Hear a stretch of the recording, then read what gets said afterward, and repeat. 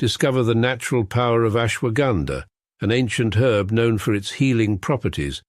For over 3,000 years, ashwagandha has been trusted to reduce stress, increase energy, and improve focus.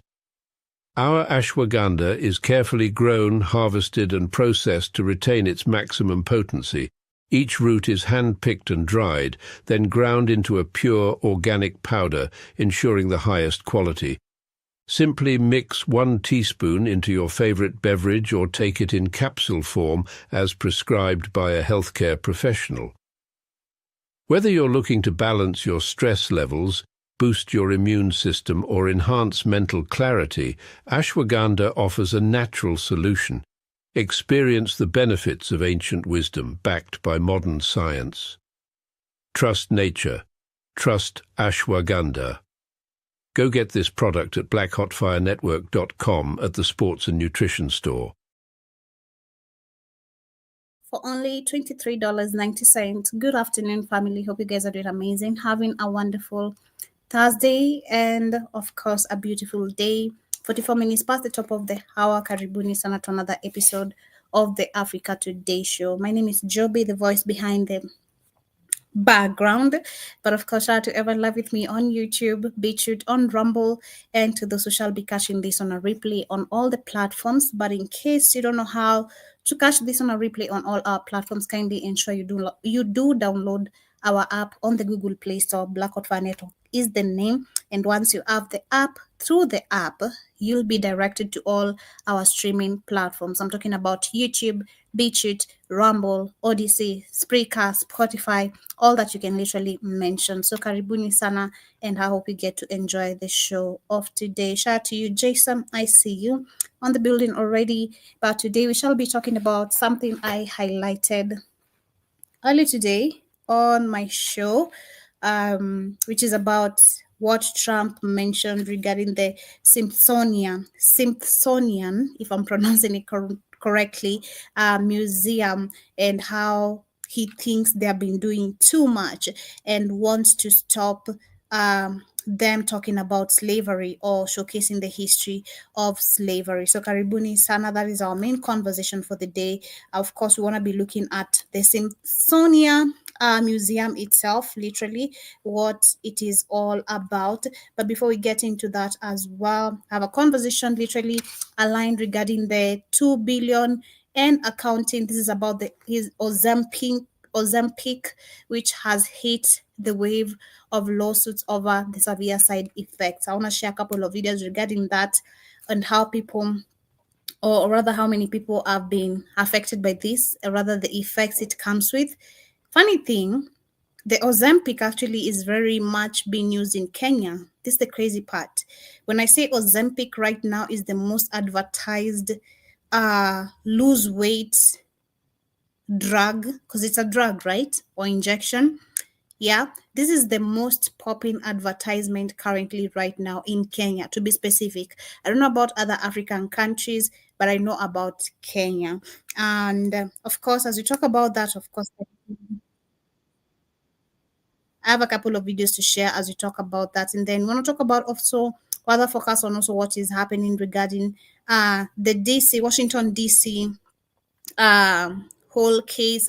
We have Amber Rose who had something to say, and of course it's heavy when it comes to Black people, and where she's always been standing, and when she always has an opinion to talk about Black people. And she goes ahead to talk about how the white liberals don't care about Black people, and most of the violent crimes in DC are in Black neighborhoods. What about the mothers, aunties, grandmas, and children who just want to feel safe walking outside? So we'll be talking about that to see, of course, who is she to air an opinion? Just a question.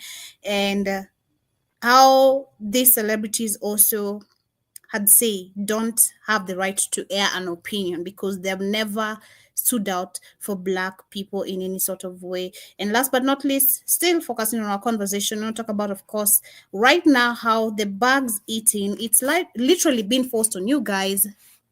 Stop. It's part of your Sorry to say, and it's not funny, but it's part of your diet. Eating bugs is now a mandatory thing. Okay, I don't want to say it's mandatory, but it's what they're trying to force you guys to buy on the stores. Of course, I'll be discussing much more on that. But as we get started, of course, pouring our brains right here. I love sharing some brain and focus as we get straight to the conversation of the day. Unlock your full potential with Brain and Focus, a powerful supplement designed to boost mental clarity, enhance memory, and sharpen concentration.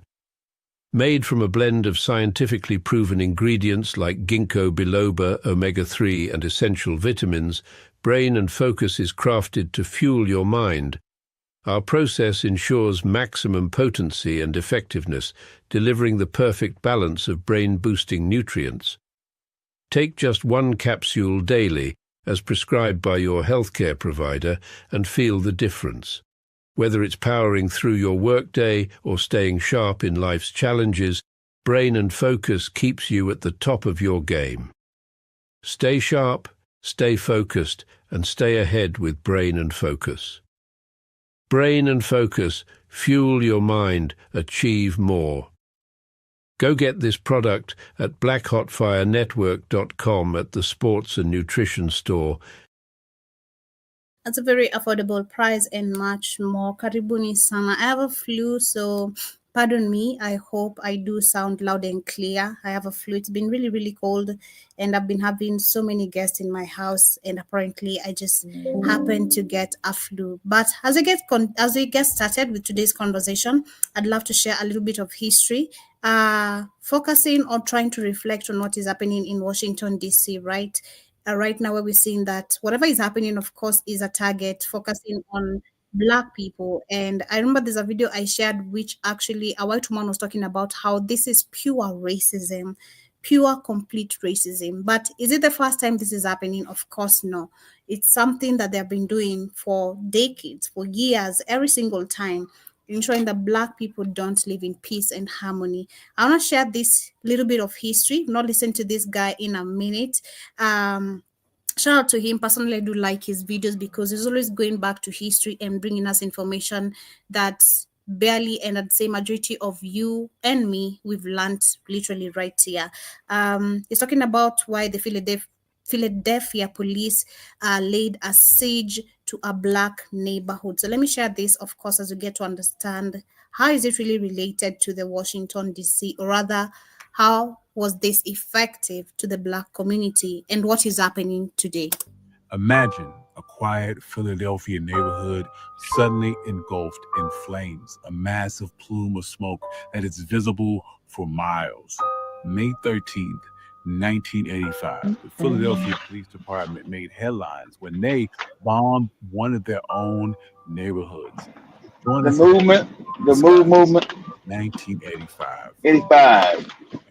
I'm your host, Country Boy, and this. Karibu sana, kid. How you doing? Asante Sana. And later on, I would go to that city, and that's where I would go to college at in Philadelphia. Oh, And yeah. I'd never been to Philadelphia a day in my life before I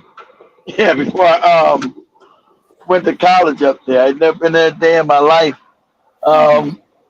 I learned all about that stuff about them. I said, man, they bombed us. I said, what are you talking about? You said, what do you mean? The city, they bombed us. I said, man, I didn't even believe it. That's what do you mean the city bombed? What are you talking about? Sucker. Man, where you been at? I said, I'm from Los Angeles. I ain't never heard about nobody bombing. I'm from the West Coast, man. I'm not from the East Coast out here. I never heard about nobody bombing nobody. Oh, man, you ain't even be following up on stuff. I'm like, I'm not from Philadelphia. I'm from Los Angeles. I don't know about nobody bombing nobody. It ain't come. How would I know? I was in high school or some shit junior high school when that shit happened. I wouldn't keep up with news about somebody bombing somebody in Philadelphia. Go ahead, Joe. Of course, you wouldn't know because it's not part of history or rather education, the system. Yeah, exactly. I would. Yeah, they wouldn't tell. They were gonna tell me in LA. Exactly. When we had people getting mad about it was South Africans or some Africans not getting mad about Black Americans not talking about a culture in Louisiana. Was it Louisiana or where? I can't remember, but those Yeah. It was Louisiana. They was getting mad about. It was New Orleans. Yeah, what you doing about the Zulu? Zulu, why you call yourself a Zulu? What are you doing? I said, I found out. It was that research that the South Africans that gave them permission to do this shit over 100 some years ago. And the dumb South Africans didn't even know that. I didn't know. I didn't raise. I wasn't raised in New Orleans. I don't know about that culture, that custom. exactly. So as we get started, of course, with today's conversation, that's what I'm saying. We're gonna share this as we try relate with the Washington D.C. current situation. I don't know if they are really relative. Just trying to see if they're really relative. Of course, it's relative. It's not race. Of course, it's relative. It's very much relative because they bombed innocent people. A city bombed its own people, killed black, bombed. What? It's a whole city bombed whole neighborhood, Joby, of black people, It's crazy. and nobody was ever held responsible. Just bombed and killed people because they're black. There's no way you're gonna tell me we're not doing no revenge on white people. You guys gonna be crazy. Like you don't want that warrior spirit. Most black people, most black people, Joby, always when we forgive, we'll love them. Our nature's always loving people, Joby. There's no way you're doing this much atrocity to my people in that I'm with you.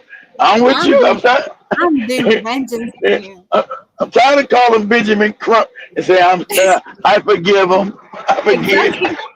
Exactly. Enough with Benjamin Crump. I'm tired of all that. One Mic Black History. If you like stories like this, you can find more stories like this at onemichistory.com. But without further ado, let's get started. At the core of the MOVE organization was John Africa, who was born Vincent Leap Hart. Interestingly enough, though, John Africa was almost entirely illiterate. So he dictated his philosophy to a social worker named Donald Glassy, who helped him write what every MOVE member called the book, which was essentially their Bible containing all the teachings of John Africa. So what they believed was, first and foremost, at the center of everything was the principles of life and truth. John Africa argued that modern society was corrupt, unnatural, full of lies, violence, and needless suffering. In his view, everything created by man was tainted, leading to all kinds of issues: war, disease, violence, environmental destruction. The list goes on. One of the key MOVE beliefs was this radical natural living. They rejected anything they saw as artificial. MOVE members only ate raw foods because, as they said, nature gives you food raw. They also shunned modern medicine and even household conveniences. The kids weren't given diapers or toys, and everyone, even the children, sometimes wet naked to toughen their skin and absorb vitamin D from sunlight. Animal rights was also central to MOVE's ideology. They saw all life is equal to humans, animals, plants, and humans. They rejected the idea that people were somehow superior to animals just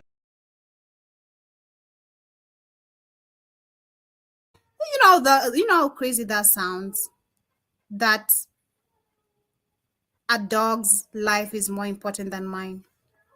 This is crazy. just as they rejected the idea of the racial hierarchy. Members fed stray animals, protested at zoos and pet stores, and even demanded the release of caged animals, drawing parallels from zoos to the history of Black enslavement. MOVE was also fiercely against what they called the system, meaning the government, schools, and pretty much anyone of authority. Instead, avoided utility bills, tapping into water and gas lines, and refused to send their children to public school, which they considered brainwashing.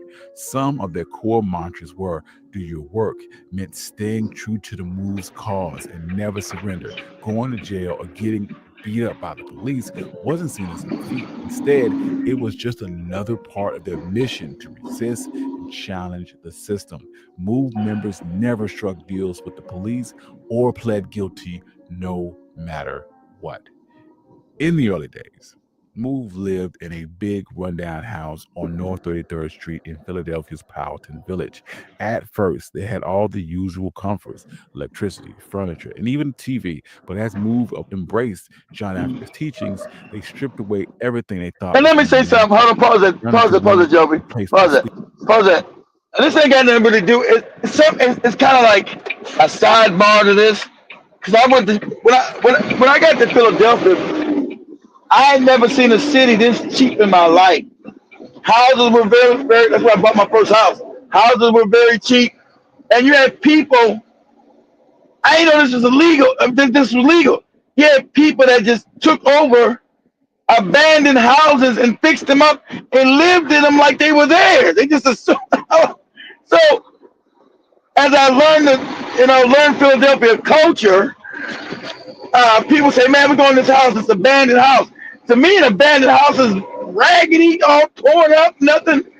You go into an abandoned house, it'd be furnished with carpet and heat. I'm like, I thought you said this house was abandoned. Oh yeah, man. People just take houses in Philadelphia and fix them up. The police don't come by and kick you out. What you talking about? What you mean? How can you just take over somebody's house? I just said I'm from LA. I never heard nothing like that in my life. I never heard people taking over. You just go take over an abandoned house and fix it up and pretend it's yours. I just never. That just blew my mind. That's how you take over a whole abandoned building, a house, and then fix it up and live in it and act like it's yours. It blew my mind. Anyway, I think I can. maybe Africa, of course. I just can't. I just take a whole house. So if you guys don't know, the East Coast, unlike the West Coast, you guys know East Coast infrastructure is different than the West Coast. West Coast, we don't have row houses like they do on the East Coast. East Coast have what they call brownstones and houses together. We don't have that in the West Coast. Our houses are apart. So they had a lot of them brownstone houses together. They were like 3 stories high, big ass houses. And back then it was cheap, not today. But I heard Philadelphia is getting ragged again, according to my younger brother. He works there and lives across the state line in New Jersey. He said, man, Philadelphia. Personally, I've wondered why or these homeless Americans won't go to these abandoned houses. I don't Because it's know. illegal. Because they can't. Because usually you get shot and killed. Joe, it's called trespass. So what? It's called trespassing. And you're trespassing, Joey, whether and or not. System. This is a fucked up system. This is what we're talking Yes, about. it is. Yes, it is. Yes. But they're Okay. living- Explain this. Explain this. Okay. There's a video that's gone viral, and his little white boy. I'm not saying, I don't care because he's white, but his white kid was working at a grocery store, Joe, right? And the food they were throwing it away, Joe, because it's outdated. He was taking it and eating it, right? And so they waited. So since in America, you got to wait till I think it's like $1,200 worth of something to be a crime. They waited till he ate $1,200 worth of food, right, Joby? $1,200, and then they called the police in on his ass at work. And understand, he's like partially retarded. So while they were throwing the food, that's how messed up the system is, Joe. The food was being, you'll find it on TikTok, it's viral. The food was being thrown away, Joby, and they still arrested him for taking thrown away food. They were throwing it away. It's really a messed up system. Because the system doesn't want you, like I said, the system wants you to pay for everything. Everybody said, Joby, no matter what city you go to, why don't you have, because you live in an evil system, why don't you have female trees in every city? Female trees are the ones that's the one that grow fruit. Why don't you go in the city there are fruit trees everywhere, Joby? Why not? Because it's just as easy to grow a male tree as it is to grow a female tree. So why aren't the female trees everywhere, Joby? So people have oranges, apples, mangoes, strawberry, whatever's on the tree. Why not? Let's go back to again the system they're setting up all about food control. Exactly. Yeah, so of course they don't want people eating organic food. They don't like that's why they've been Not just organic. They don't want you to have. trying. They want you. They want you to pay for everything. When God give you everything for free, a plant a tree is free, Joby. Fruit is free. And the same people have been high advocates of cut down trees. So I Yeah. think that's a good question as well. What you've posed. What is the All over the biggest? world, Joby. This ain't no the world's control. All over the world. Why don't you Yes. have fruit trees growing in cities all over the world? Because it's easy just to grow a male tree as it is to grow a female tree. You just put the seed in the ground and grow it. Why don't you grow female trees where there's fruit everywhere, Joby? It's free. So I do have Kamlesh right here. He wants to intervene in the conversation. Not supposed to because his show is tomorrow. But here I am, man. Stop shouting. Sorry, ladies and gentlemen. I'm excited. Our houses are not as thick walled, so Soundproof. if you shout, everyone can hear you. When our dog will start barking. So let me say this. Let me say this. Okay. You have to understand something. We have the most fruit trees in Africa. Okay. Of course. Let me speak about Kenya. Along Mombasa Road, we have so much land to grow fruit trees. There are none. Yeah, in Sukima, there's a lot of land, but Okay. neglected. Not even no. Just along Mombasa Road, not even Mombasa inside Road. Sokima. Okay. Just along Mombasa Road. Yeah. Between Mombasa Road and Expressway, we have space to grow fruit trees like pears, like oranges, lemons, You're talking mangoes. about We government can funding. grow. Yes, But why don't? Question is, why don't they do it? we can grow liquids. You know, Of course. we can grow fruits where Of course. we can enable the public to eat public fruit. True. When you go to public parks, we can grow. Okay, They won't do it because it's about control. the public to eat fruits of public trees. How many parks do we have? How many? We're not saying you can't do it, Cameron. We said why don't they do it? Kid, before you continue, let me cook. Good. Let me cook, right? So, how many parks in this country? You're only cooking for this subject. Yes, for this subject, I'm not going further than this. Yeah. How many fruit trees do we my have show. in African countries that are in Africa? Because I understand the concern that both of you and Keith have. I tend to cook larger quantities of food that most people can handle. Okay. If you understand my Mr. Potions. Brigitte, We understand your analogy. Go ahead. We're not complete morons. We understand your analogy. Go ahead. Yes. So my analogy is across Africa, from Burkina Faso, from East Africa, from Central Africa, from West Africa. West Africa grows more cacao than they can make chocolate from. East Africa grows more coffee and tropical fruits that they can eat more than they can eat from. They grow more avocados that they can eat. They grow more strawberries, more parsley, more basil more than they can eat from. But why isn't there a viable market to make this a viably business venture? The reason is simple. There is a bottleneck by the legislature to make sure that certain subjects are limited to certain numbers. Let me put it that way. Because I, as a farmer, I'm going to put it clearly. You can kill me if you want. You can't, because I got guns too. But you can pull up to my house if you want. I'm going to shoot you, but you can pull up. Here's the thing. I can't export basil. unless I export out of Naivasha. Do you understand that, Joby? Okay. Like I have about 4 acres of basil, but it's going to waste by 50%.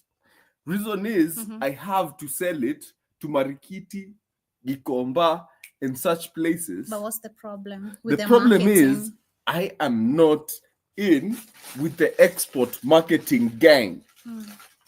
You get like there is a cartel. He said it's a cartel. Exporting. Of There's course. a cartel. Of course. Okay. Yeah. And unless you pay about 40-50 bands, you will not be included in the cartel. You need to know people who know people. Exactly. That's what I'm saying. Yeah. And the thing is, you have to pay to be in the cartel. Then after being in the cartel, you have to pay for the cartel. So let's assume you're paying 30 bands. No. It's a fact, but I'm not saying it's a fact. This is hypothesis, okay? 30,000.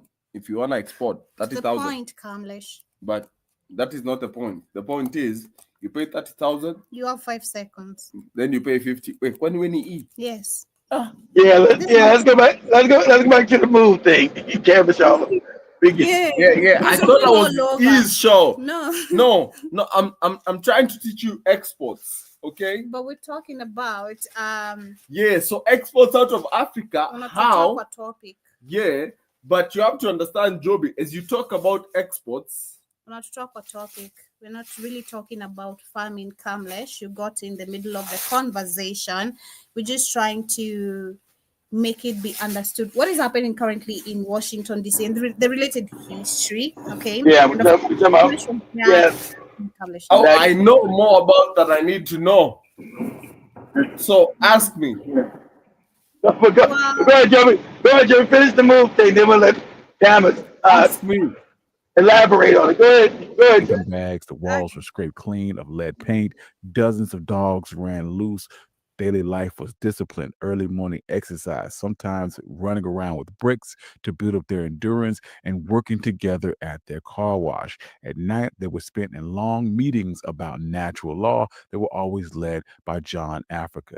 To show their unity and commitment to John Africa's vision, every member took the last name Africa. Understanding his beliefs and their lifestyle is crucial to wrap your head around. Why well, you know why? Because he was calling himself Africa, and they're like, what? So we'll go ahead. Severely with Philadelphia authorities. Move often clashed with neighbors and the Philadelphia police, not just because of the radical protests, but their way of living. For years, residents complained about piling of trash, human waste, a rat infestation, dozens of dogs, and more than that, people said the move blared loud, often profane political messages over bullhorns at all hours of the night, even on Christmas morning, making it hard for anyone to get a good night's rest. Some neighbors accused Move of threats, intimidation, even physical assaults, and were disturbed to see that some of the children were rummaging through the garbage, running across group stops, and were never seen at school. These complaints kept coming into City Hall, leaving the community frustrated and desperate for some type of government action.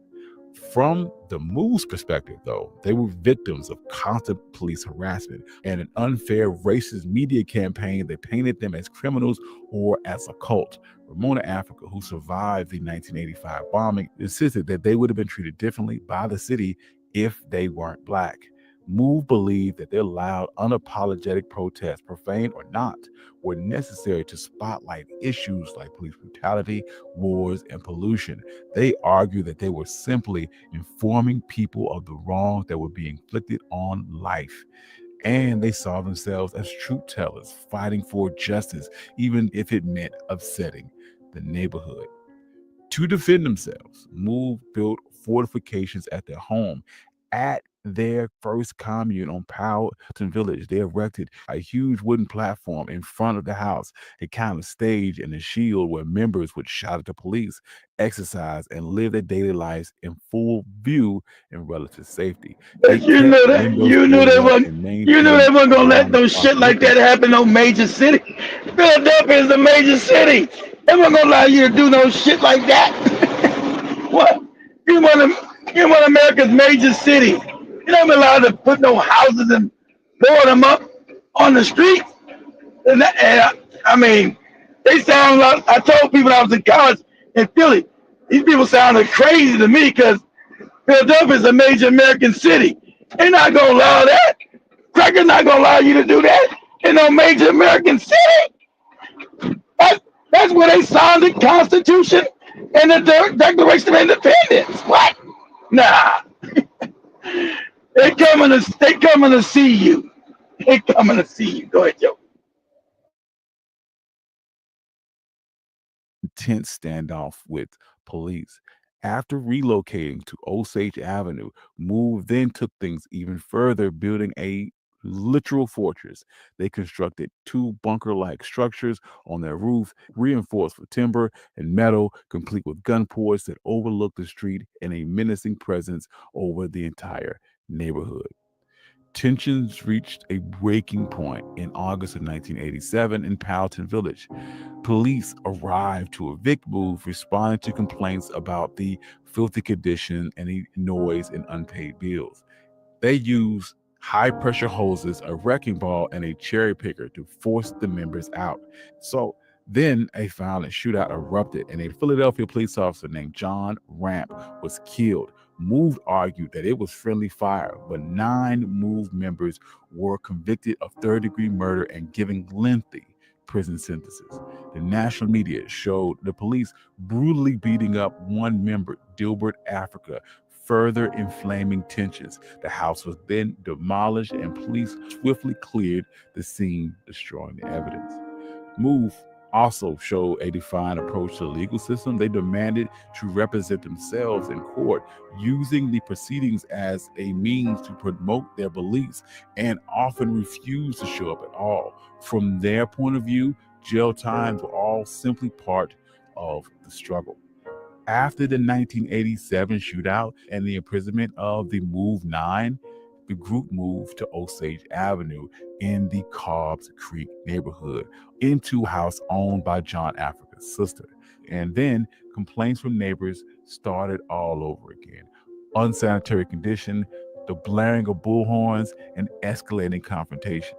The city, led by Mayor Wilson Good, chose not to immediately act, hoping to avoid another violent confrontation. This hands-off approach allowed Move to reinforce the home, and tensions kept mounting. By the beginning of 1985, exhausted neighbors took their complaints public, even reaching out to the governor and the media. That pressure finally forced the city's hand and set the stage for the explosive confrontation. Mayor Good would shift his strategy, and he approved a plan for police to remove Move members from the house and serve arrest warrants for a long list of offenses like parole violations, illegal weapons possession, making terroristic threats, and contempt of court. The threats posed by this confrontation were so dire that authorities decided to evacuate all of the surrounding homes. Residents were told that they would be able to return in 24 hours. On the morning of May 13th, 1985, nearly 500 police officers and city officials surrounded the Move home. Authorities cut off the building's water and power, and at 5:35 in the a.m., Police Commissioner Gregory Sambor got on the bullhorn and said, "Attention, Move. This is America, and you have to abide by the laws of the United States." Move members were given 15 minutes to surrender. Inside were 13 people, including leader John Africa. No one within the building came out. Within minutes, gunfire erupted, and the standoff turned into a gun battle that lasted for more than an hour and a half. Police fired over 10,000 rounds of ammunition. Water cannons and tear gas were used, but Move refused to surrender. By the afternoon, the city had escalated. From a helicopter, the police dropped 2 bombs made from Toivex and FBI-supplied C4 explosives on the rooftop bunker. The explosives set off a gasoline-powered generator and ignited the roof. At first, firefighters were told to let the flames take out the bunker and force move to surrender. But the fire quickly spread to the neighboring row homes, and fearing more gunfire, police and firefighters held back instead of putting out the fire. The inferno raged for more than an hour and a half and wouldn't be brought under control for nearly 12 hours later. In the end, 11 people inside the move house were dead, 6 adults and 5 children. Only Ramona Africa and Birdie Africa survived. 61 homes were destroyed and nearly 250 people lost everything.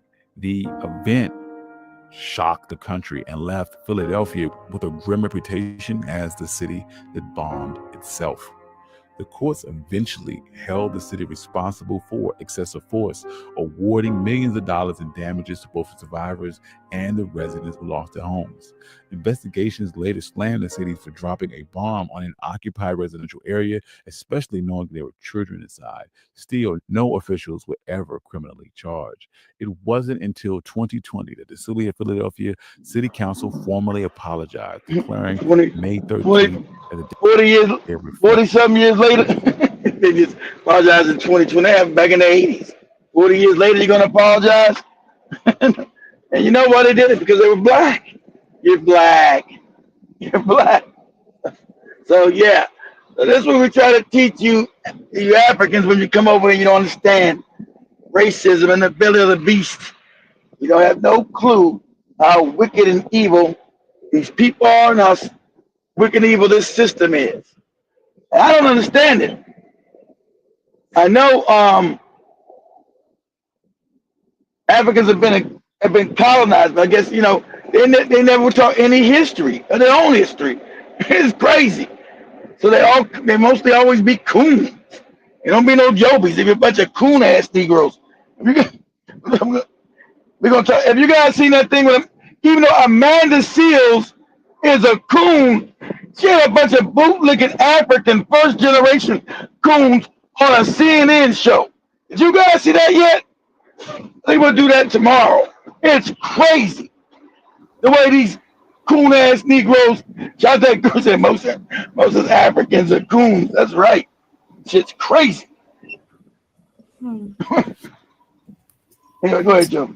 But the trauma for that day was still felt, especially by MOVE members and families.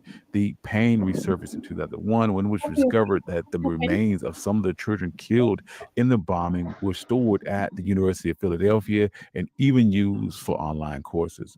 Mike Africa Jr., who left the organization before the bombing, said that they were bombed and burned alive, and now you want to keep their bones. The 1985 MOVE bombing left a painful mark on Philadelphia and forever branding it as the city that bombed itself. The tragedy still haunts the families of MOVE members and the wider Black community in Philadelphia. I'm about to say, it don't hurt nobody because white people don't care, don't give a damn about your fucking pain. None of that shit. So all that talking about it did a scar. The white people live in Philadelphia, ain't no scar to them. They like, yeah, goddamn it. Why don't you do it sooner? Why don't you do it harder? Because always violence against Black people is the norm. And that's what you see in Washington, D.C., as I said during the show Saturday. This is to intimidate Black people, to show you that we still rule. You Negroes better not get out of line. And it's to intimidate you. Show a thing of force and power over Black people. And remember, that's why Trump is screaming about he doesn't want Black history even in the museums no more. Right? He's trying to Smithsonian, which is light, which is nothing. That don't even tell real black slavery history. It's all whitewashed. Because slavery was brutal, more than you can imagine. The shit that They said, that's why we just told Job about the damn making you out of furniture. They don't show Yeah, that in there. yeah. That They don't was teach you that in there. that's messed up. That's really, really brutal.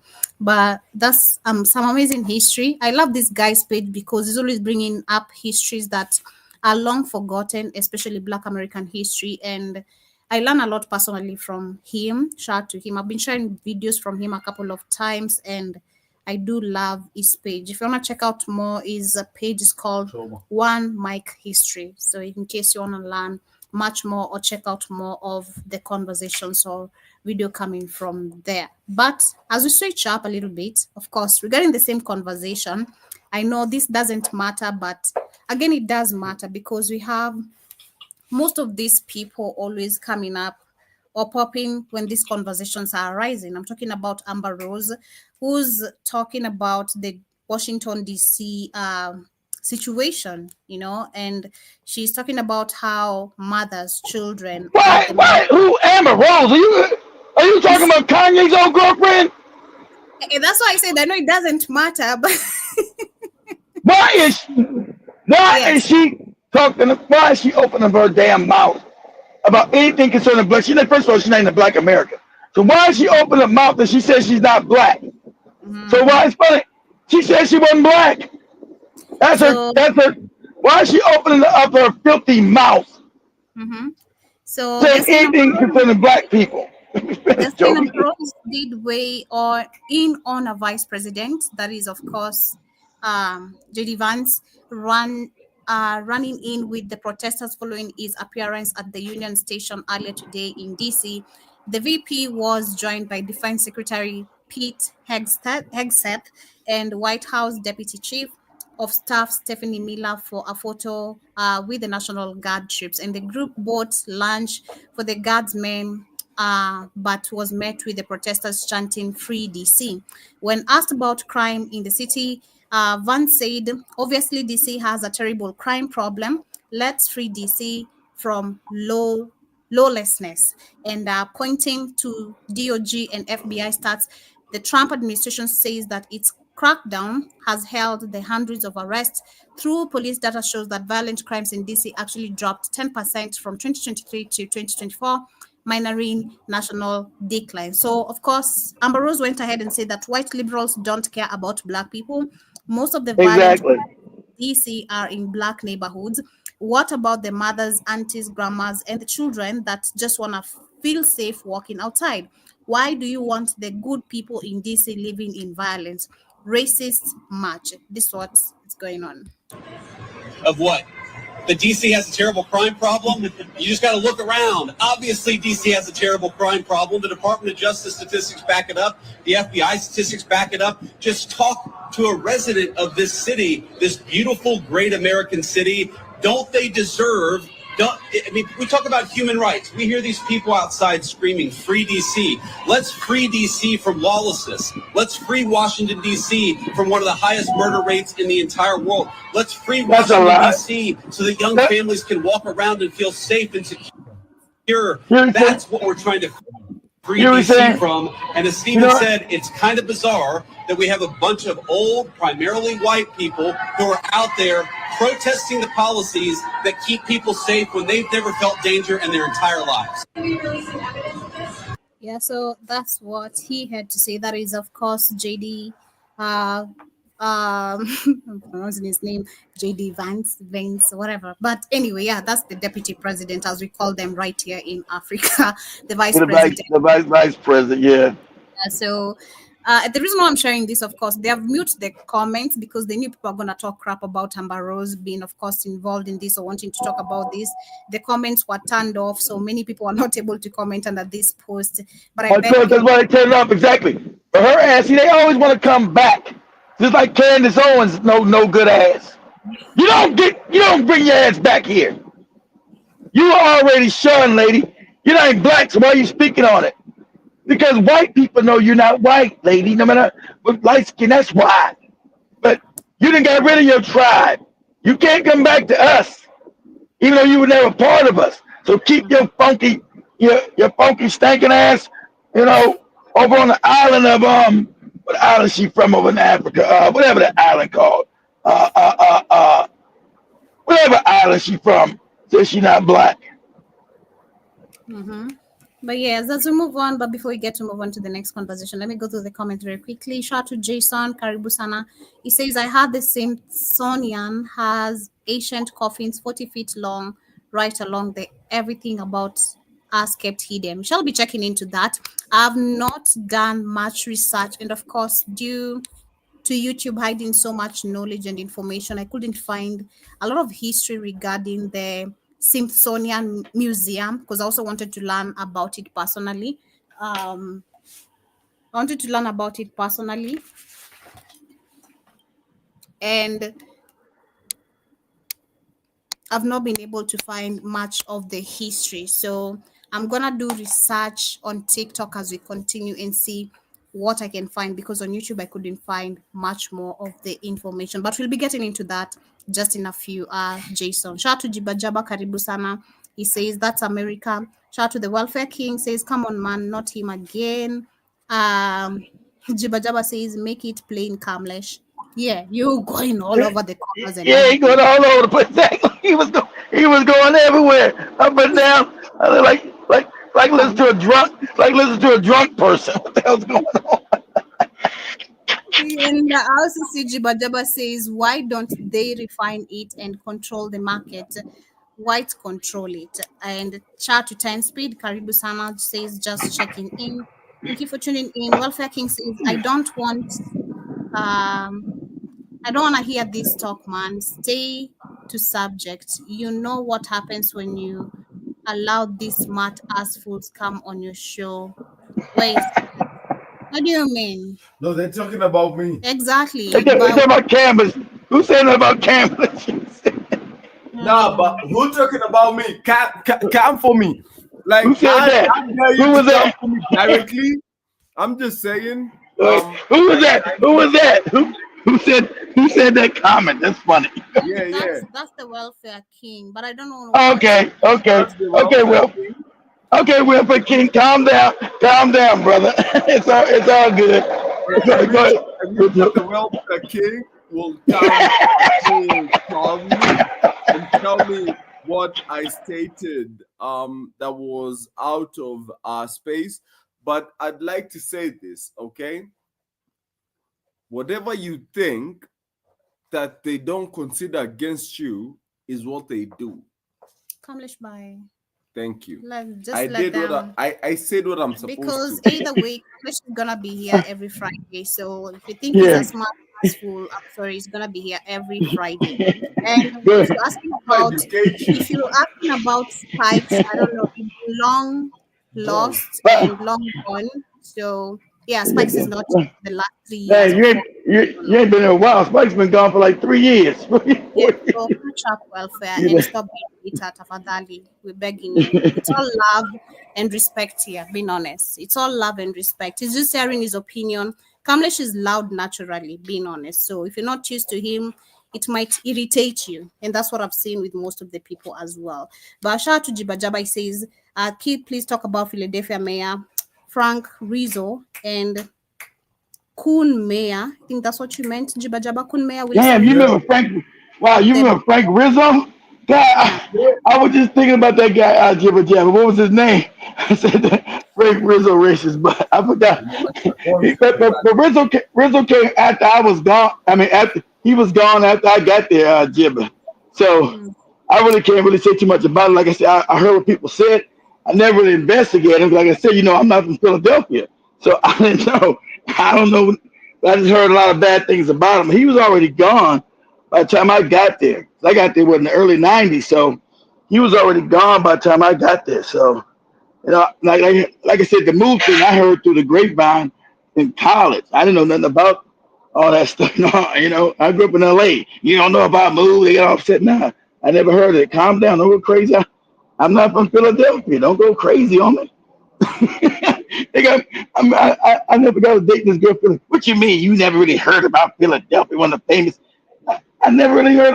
I knew Philadelphia exists, but I didn't really know nothing about it. Why you going crazy? Her whole family went crazy on me. I said I didn't really know nothing about Philadelphia, except it was like the center of the world. I said I don't really. I grew up in L.A. I don't really didn't know nothing about Philadelphia. Nothing. I'm sorry. I apologize. It went crazy like Philadelphia was the center of the world or something. I ain't know nothing about no damn Philadelphia. You need to know. You need I to know. know that whole family went crazy on me, Joker. The whole family went crazy. I also see Jibajaba says they were off the chain, sovereign citizens. The response was violent and extreme. He also Of says that's course. a lie. The police had a 20-year vendetta against Move. It wasn't the See? residents that Wow. promoted it. And See, see now Jibba would know. Jibba's close enough. Jibba lives on the other side of the state, which is still a long way. He lives in Pittsburgh, which is still a long way from Philly, but he lives in the same state of Pennsylvania. He lives on the other side of the state in Pittsburgh.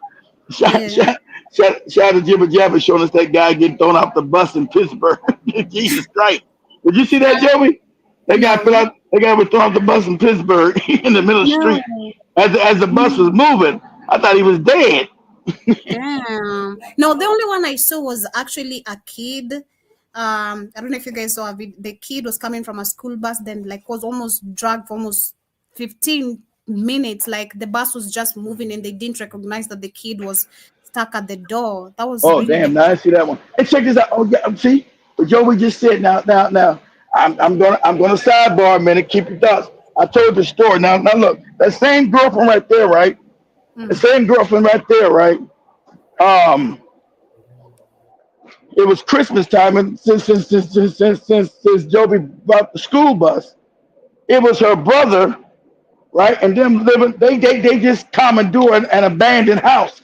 He had his whole family. The house was nice as shit. Let me tell you, it was. I couldn't believe it was an abandoned house. I said, this was an abandoned house.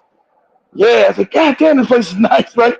Anyway, so the Joey just brought something to my attention. I forgot years ago that somebody getting caught in the door. So his daughter, my girlfriend's niece, I was playing with her just before Christmas, and she Jesus, myself. she got caught in the door of the bus. Her coat got caught, right? And the bus driver didn't know she got caught, and he dragged me. And you know, in Pennsylvania it snows, so it's the wintertime, so it was snowing real bad. So the roads were icy. So the bus drug her underneath it and crushed her body and killed her. damn. So Shit. yeah, so I was all messed up, like, holy shit. 'Cause I just played with the girl like 2 days ago. I was like, holy shit. She's like 8 years old. I'm like, holy shit.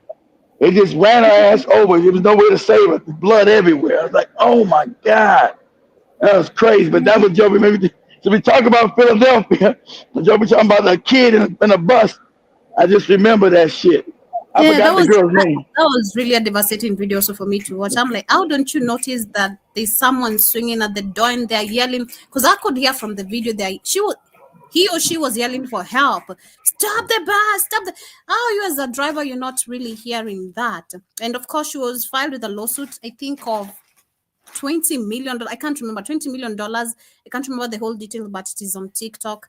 A very viral video, literally. It's super crazy. But I also see Maybe, Juba Jabba. maybe you share it with us later. Yeah, I will. Juba Jabba says this guy is bullshitting the truth. Well, I think just like Kid said, you might know the whole history more than he does. And personally, like being fair with the videos I'm watching and the fact that I've been following much of his history. See, I've shared so much information. I would like to give Joby the real one with the lady doing it on TikTok, but Joby might make Joby cry. Somebody. She gonna talk about us being furniture. She gonna talk about them. She gonna talk about them poking out her eyeballs Not and eating today. our eyeballs. Not today. Not today. All right. Okay. Let's try that on Monday. All right. Let's try that on Monday, not today. But like I'm saying, Jibba Jabba, yes, you might be true, but I do like sharing the content from the guy because it's so many information and videos I've shared that you guys have learned from Yeah, him. we didn't know exactly. We didn't know some stuff we didn't know. I do believe. I didn't know jambalaya rice came from Jola. He one told us that. I didn't know that. There you go. Yeah.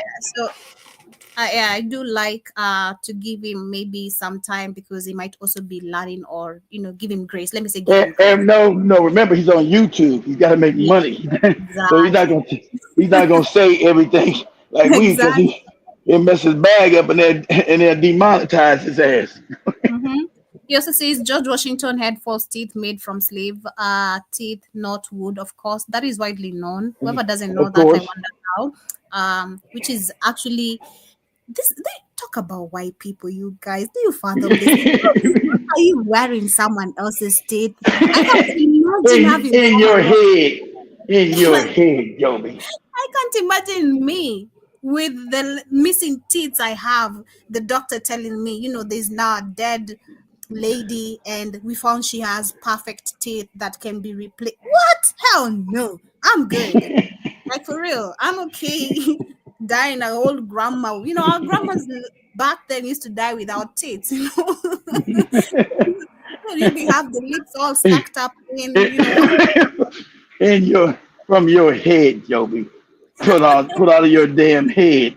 So I'm good with that. But shout out to Cassius William, shout out to 10 Speed also said send National Guard to Chicago. I have no problem with that. And it get Joby, because Joby got a pretty smile. The slave master come out. Ooh, Joby be smiling.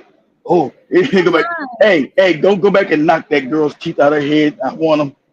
And that's what I never like to mess with my teeth, because I remember the first time my mom made a compliment about, shout out to my mom. She used to validate me a lot, or try to make me feel comfortable with myself and growing up. So I remember she used to tell me, especially when I got into adolescence, she's like, hey, you're gonna have a nice figure, which I do. I'm petite and all that, but I do look good. Okay. She said, you're gonna be looking nice. And then she used to tell me you have beautiful teeth. That was the first time when I had my mom compliment. She said, you really have beautiful teeth. I was like, wow. Okay. It's nice. Unlike my brother, I have the beautiful teeth, being honest. That's so true. But I also see Kajuzulam says Amber Rose is a boot licking mulatto. She is. So many content we've shared from her talking crazy, and especially when it comes to black people, she always has some sort of, I'd say, defense mechanism, or like kids say, trying to come back and act like she's. They always want to come back when the European masters throw them on the bus. Now they want to come. Oh, black people were all the same. What? You said you weren't black, and you said fuck us. You want to come back? Always, Joby. The coons always come back. 10 Speed says they always have a non-black American speaking for us. These are the ones that said crazy stuff about us earlier this in their career. Cassius Williams says Taylor and Amber Rose have not black in common. Welfare King says the South Africans are all mad because why you get mad at us? Why don't you buy her album? You said you guys didn't buy her album. We told you she was gonna flop, for the disrespect that you guys hate yourselves. We don't. So we told you that, and we told you to be respectful. You didn't know how to do that. And so Tyler's now getting her back broke. She's been put on notice, and we told you she's gonna get put on.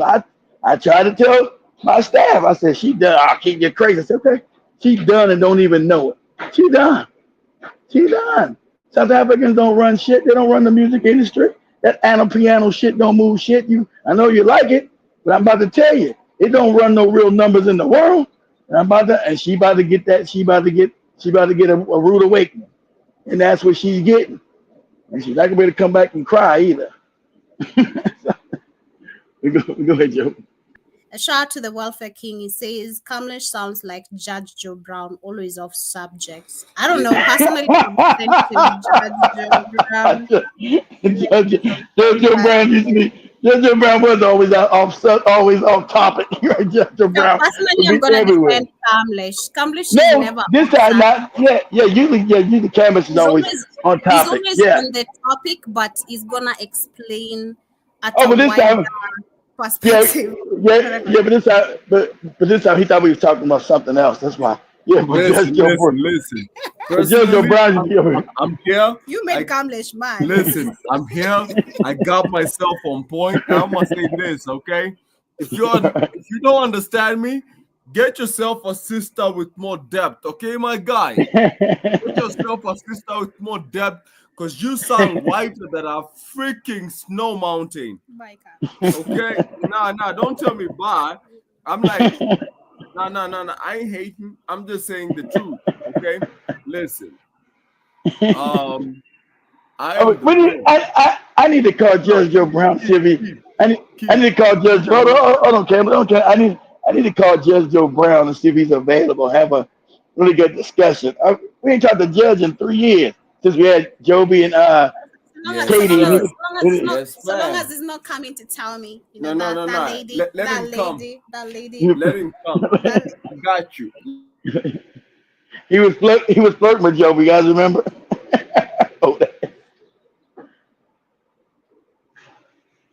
Did I lose him? I think I lost him. Well, Joby still in. This is my internet. As we continue, I'm trying to calm Kamlesh down. He's so mad about this comment. Yeah, I'm pissed, man. Go ahead, Joe. Read the comments.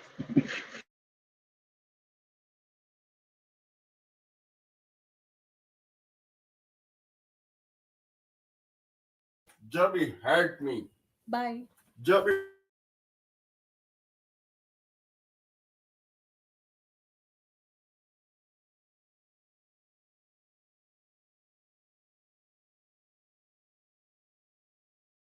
All right, that's what's up. Kamlesh really is mad about that comment for real. What do you mean? He sounds like Judge Joe Brown and always off subject. Kamlesh is never off subject. I don't think Cameron even knows who Judge Joe Brown is. So I don't think he does. Or maybe he does. Stop worried about it, Cam. It's crazy because personally I grew up watching Judge Joe Brown. That is exactly. I personally grew up watching this guy like on our mainstream main TV. Of course. Of course. We used to have this program always running every, with the court, whatever court sessions and the court session every day. They still come on every day. Yeah, you're in the court, Camus, Judge Joe Brown. You've been found guilty of talking crazy, nigga.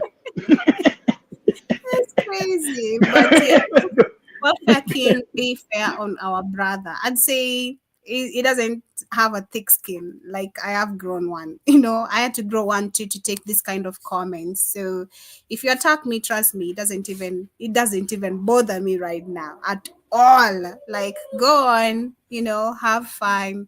And it's always people airing their opinion, which is very much accepted. So I take it lightly personally. We have, of course, on the next conversation, which is about the 2 billion that has hit the Ozempic. Let me just read it, the whole thing, which says Ozempic is one of the world's most popular diabetes and weight loss drugs and is now facing thousands of lawsuits. Patients claim that medication has caused severe side effects like stomach paralysis, intestinal blockages, and vision problems. More than 1,800 cases have already been combined into federal lawsuits, and legal experts say potential payouts could exceed $2 billion.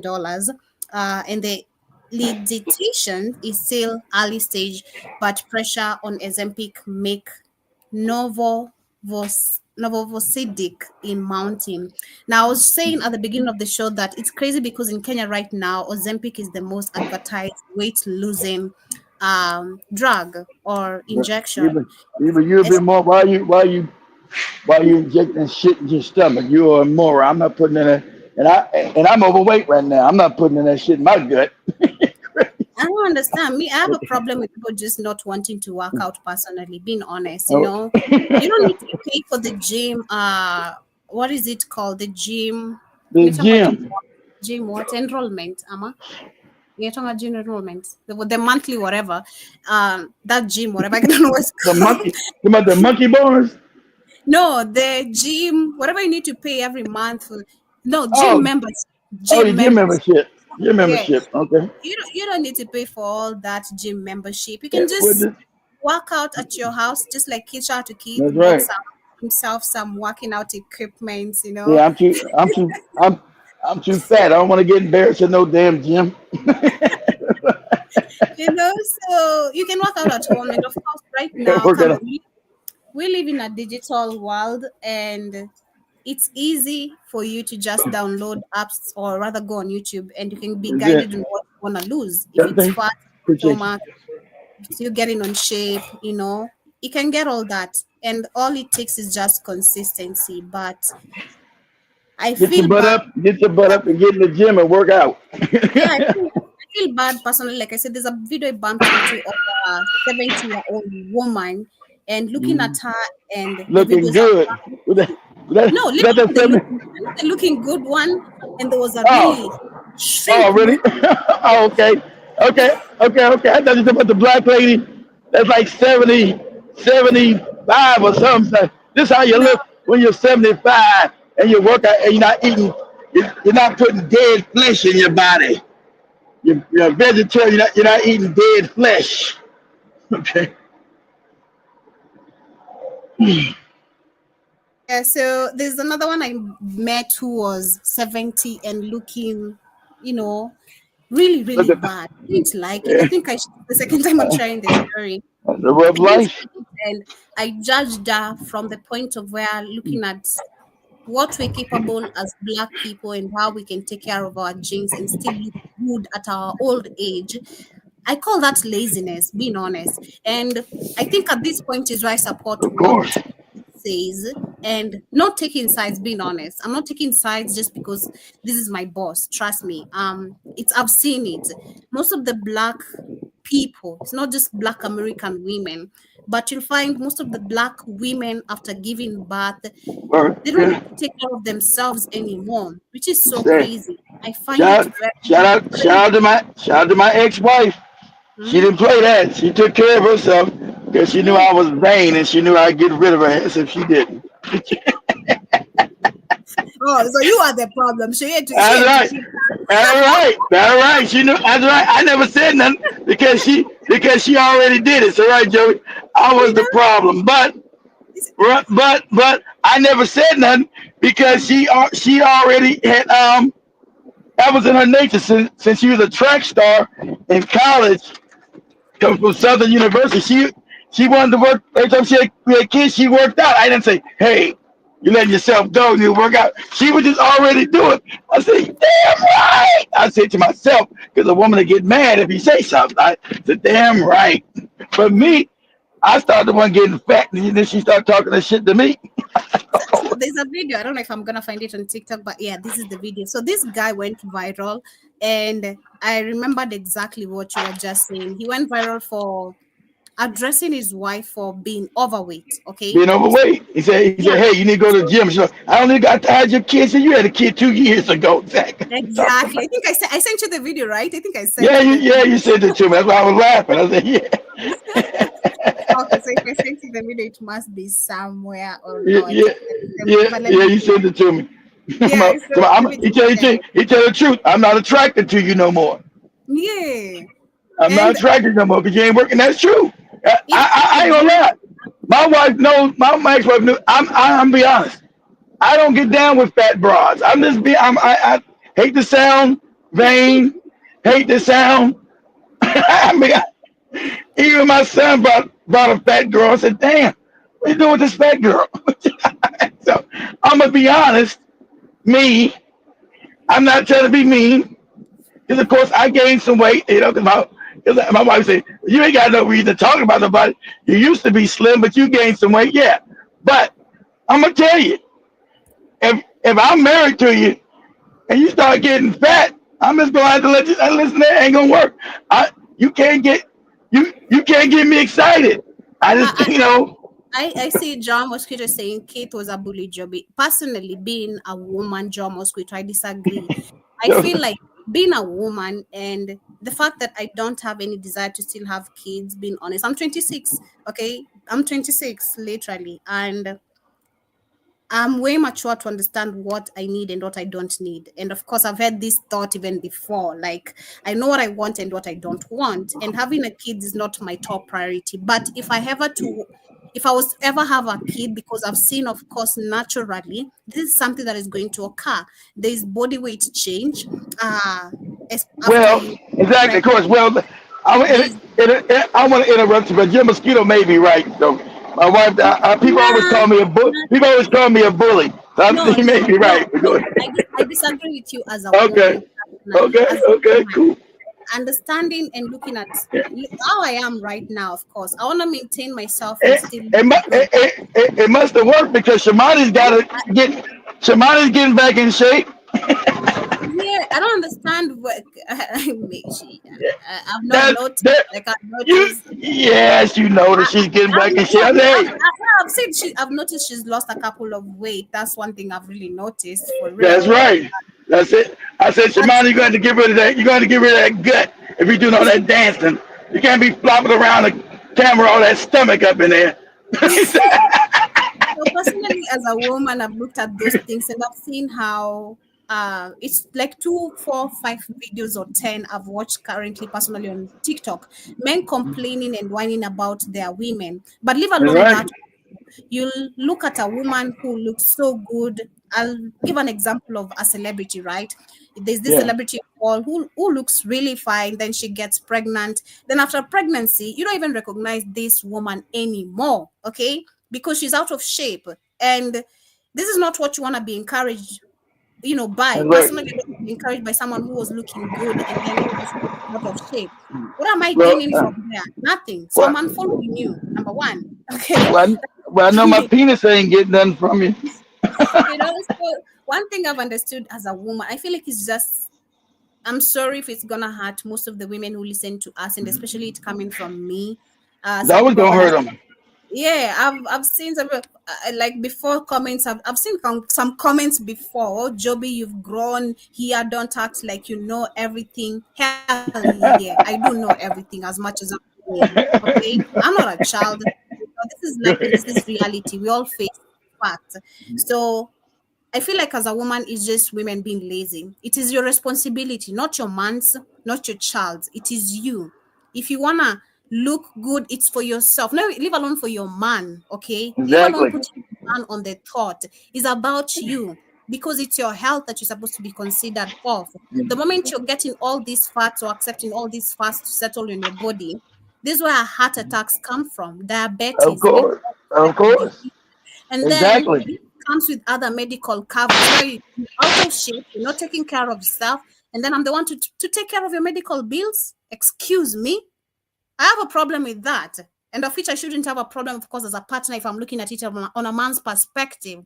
But it is up to you as a woman, according to me as Joby, how I've seen it. If I am to have a kid, where women go wrong, I have a problem with women who neglect themselves after having even one child or two children. You see a woman looking like she's a grandmother already.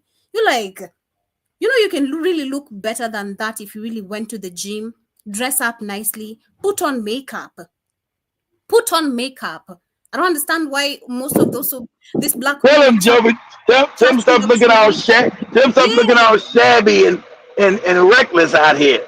these chat indoctrinated people. You don't want to look good. Oh, this makeup is yeah. Makeup is made out of chemicals, and so is the food you're eating, and so many things you're using. Excuse me. So stop using one excuse. We know already most of the things we're using in this world are already messed up chemically, including the food we take on the system. But please try look good.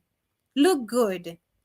You have no idea right now how I wanna walk my sassy walk, like for real. If this I feel enslaved by my leg. Even today I met some people and they're like, yo, you can't pull that sassy walk anymore, right? I can't, for real. I can't.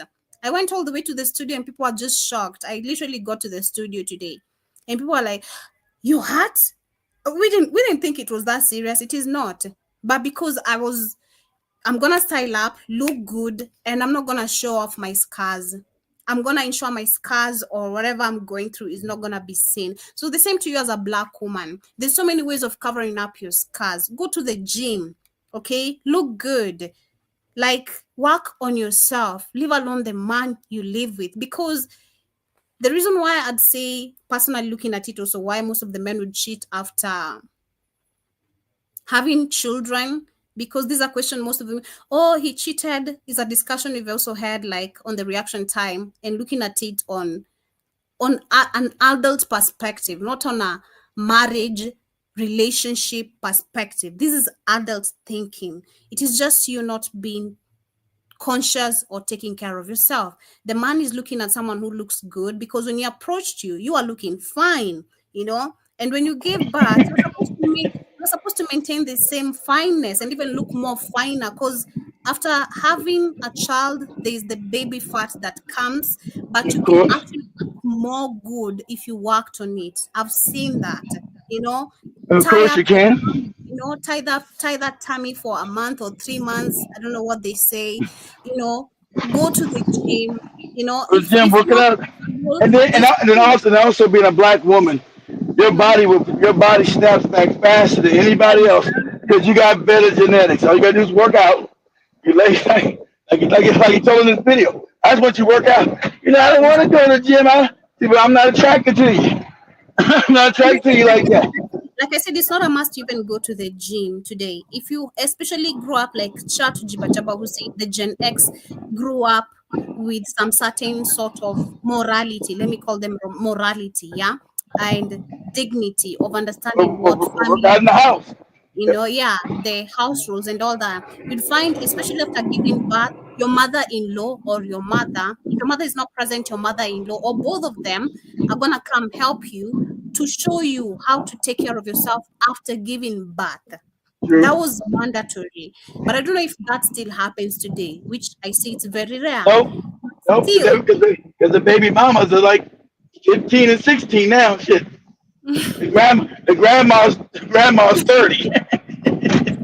it's crazy, but you, can, you please, can't Black, you can't take care of you can't get no yourself. information from a grandma that's 30, Joby. Let me tell you, if there's something personal, I look at myself every day, because Yeah. personally, I think if there's something I've been so active on is working out. And that's what I was saying, even from what you are talking about. My gaining weight currently has been because of working out a lot. Like, I've been consistent with my working out and also my There you diet, go. because with working There you out, also go. you have to be careful with the diet you're eating. So, like, right now, I'm still in the house. I'm not really moving a lot. I was even telling my friends yesterday, I don't want to eat so much because I'm noticing I'm becoming chubby, you know. So That's I don't not, want. that's normal, Joby. You one got a messed up leg. Almost got a broken leg almost. I know, I know, but I'm saying, of course, I have to know how to regulate it. But you'll find most of the people become comfortable, they're happy with the gaining weight and all, not knowing how it's going to mess them up. I've seen my weight gain before and how it could mess me up. So I don't want to get into that. So I know how to control it, and it's by working out, which actually makes your body tighter skin wise. It tones your skin as well. You look younger. Working out makes you look younger, trust me. You don't look, if you start working out, actually just give yourself even 3 weeks, you'll see a difference from how you started and where you are. You see a difference even from your face change, your body, and everything. So I'd literally advocate for Black people to take care of themselves more, not just for women, also men. Also Yeah, men. men. That's right. You Take, can't be women, men. Exactly, yeah. men, men die faster than women, Joby. Mhm. So men don't live as long as women. So it's gotta be. So it's gotta be men take care of themselves too. So that's why I had to hit the gym in the house gym. I'm not talking about go to the gym out. You can have a gym in your house. So I had to dust off the dumbbells and get back to work. Mhm.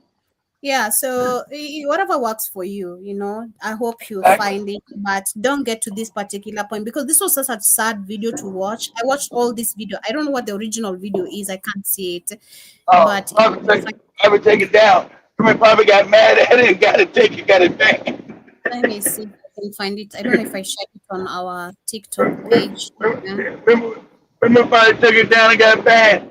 Black women always banning shit down. Black got banned. How dare who you tell anybody to do anything? You don't tell me what to do. Okay, it's not here, but let me go back here. Okay, so they, like I said, they probably got it banned. No, there's a couple of them. I'm just saying the whole video, the Oh, whole okay. bit. Because there's this one, there was another one from Kenya which also went viral. That was so bad, man. And you could see even the sadness on the woman's face. Mm. The man told the woman, "Hey, my friends came here yesterday and you are smelling milk. Why you always smelling milk? You know, and She's smelling milk. What do you mean she's smelling milk? Is she like, it's about her breast? yeah, Well, that's stupid. Well, damn, is she? But did she just give birth? exactly. So But that, she's but like, that, but that, but that, but that, but that, that's stupid. That means you got that. That's a moron. Hey, lady, you but married a moron. there's that, but there's also kid. Because I was trying to discuss it with people who have children, and they were saying this how, as a woman, you can also take care of that, right? To avoid that, if especially you have excess milk, because women who have excess milk, right? You can pump it out. Today, Yeah, especially the one is so yeah, digitalized, you can pump yeah. You it out. pump it up, Yeah. put in the bottle, put in the Mm-hmm. refrigerator. Mm-hmm. But you'll find that is not so many people can afford also those pumps. There are people with those But pumps, they are so then, but expensive. then, but then exactly. Well, there you go. So why is your friends talking about your wife like that to your friend? That don't make any sense. And then you get mad at your wife or your friend or your Well, that was listen, not the only listen. Like complaint, because first of all, he went ahead first and of said that all, hold she on, Joe. does. Let me finish. First of all, your friends are sorry.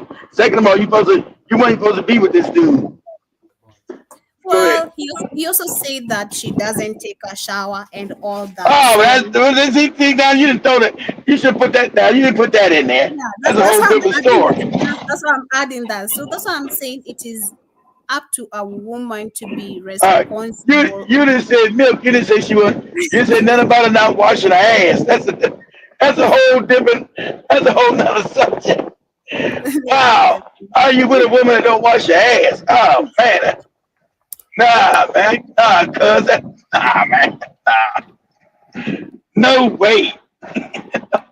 Girl, and I don't go to the gym often, as he quote quote do whatever, and I have gained weight.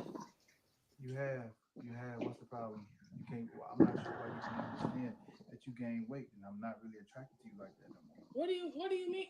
How though? I just had your baby. So what do you mean you're not attracted to me no more because I gained weight? You had the baby 2 years ago. Okay, and 2 years ago, I just had your baby. That's 2 years ago, lady.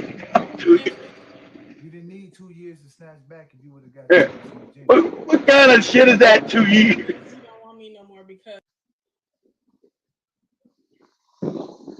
He been calm and being honest with you. I'm not attracted to you. It's been talking about you just had a baby. That's 2 years ago. Is it loud enough? I feel like it's a bit too low. I don't know. Can you hear I it? I hear. I Oh, hear. okay. I didn't say I didn't want you no more. You got the opportunity to get in if the you're gym. not attracted to me, you don't want me. You don't want me no more because I've gained weight after bearing your child. Girl math. Girl math. I'm not, that's not what I said. What I said is Like your child shit. That's 2 years ago. I'm not really feeling you. No, I didn't meet you sloppy and fat, and I don't want a sloppy fat broad. Yeah, and if you listen ahead, the lady went ahead and attacked the guy, told her, "You've been going to the gym, yet you don't have muscles." He And might that, not. He might not have been training for muscle. He might have been training just to stay fit. yeah, exactly. That's what he said. He was like, "I'm trying to stay Exactly. fit in Yeah. muscle." So she tried to attack him to make him feel bad. And you can't attack me because I don't got no big muscles. I went to the gym to stay fit. I'm not fat. If I love you, then it doesn't matter how you look. What do you mean? I gained what, 25 pounds? So since I love you, Damn, 25 pounds. 25, 30 pounds. That's just 20. That's a lot of weight. Yeah, sitting around the house making sure your kid is good, feeding your. What do you want me to do? So you can't feed the kids and go to the gym? You already know I be having too much That's stuff right. going on, so why do I have to do all Oh, you got too much stuff going on in the car. Like, that's what you like to do. That's not what I like to do. And that's a problem I also have with this type of women. All right, I have a problem with you're a stay-at-home wife, right? And let's say the man can And you afford staying at home. You're not even exactly. working, and you ain't gonna look good. That's because they've been a black American woman been told she ain't gotta do nothing. She She's been told that crazy shit. And what? You staying at home and you fat? Hey man, not around me, you ain't. I feel like if a man is doing everything for you, the least you can do is at least look good. Okay, like I said, All right. if not for him, for yourself. Do, Okay, if not for him, do this for me, Joby. Do this for me. If you're on TikTok, say, don't say this. Kevin Samuel says, men don't want you fat broads.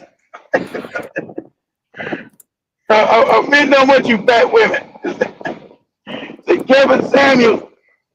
I wasn't a Kevin Samuels fan, but he kept it real with you guys. You fat and you think you'll get a top-notch man? You're not. And the thing is, you need to understand something. What you think doesn't matter when it comes to us. Exactly. Beauty matters to us. Men are visual. And you ladies always want to change the game to benefit you. Right. And the thing is, on ambitious, career-driven women who are overweight and unattractive. See, it's that combination. See, if you weren't, if a woman was not overweight and can't overtalk me. If a woman was career-driven and ambitious, but she was also smoking hot, then she'd have fewer problems. But when you are ambitious and career-driven, overweight and or unattractive, that's too many struggles. And at the end of the day, you cannot, at the end of the day, man, no woman can make men want you for your reasons. Do you want to that and you're ugly? Then how dare you sit back and try to question what men want when you say your lower floor is the top 15% of earners in this country? Exactly. You don't want a broke man, but that's fine. See, that's a standard. But men can't have standards. On ambitious, career-driven women. They expect black men not to have no standards. Damn that.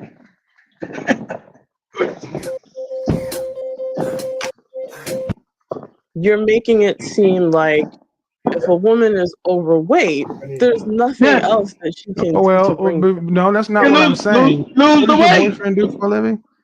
He's in restaurant business. I don't know what that means. He could be a waiter. He's in the restaurant. He works with different restaurants and supplying inventory for them. Okay. Does he make over 6 figures?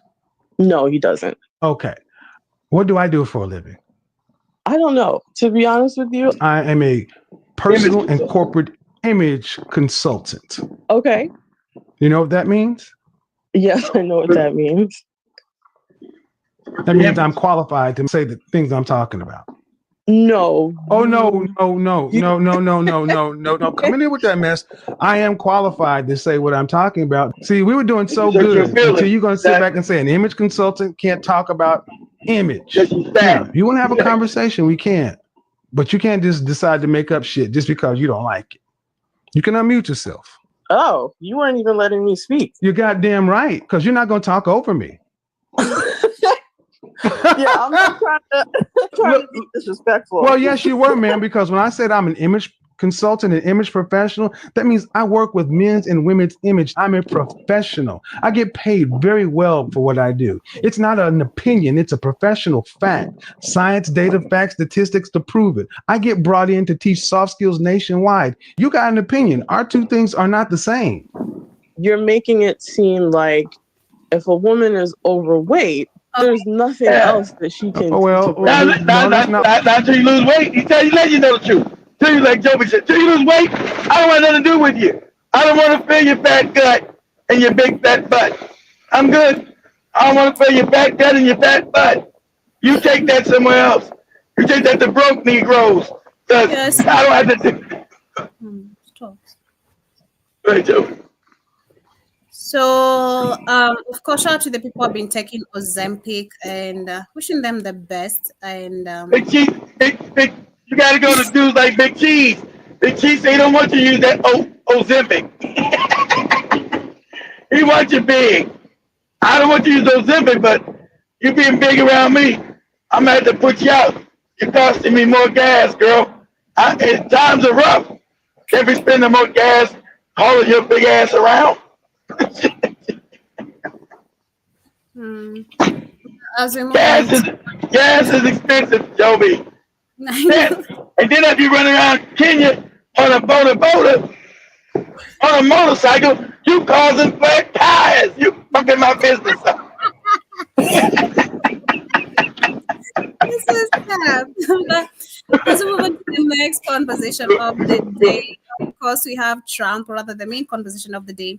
We have Trump, who has said slavery never happened, and he also says, or rather, calls out the Smithsonian out of control and wants museum to stop talking about Yeah, slavery. he's talking about the Smithsonian, which is light. Doesn't go deep.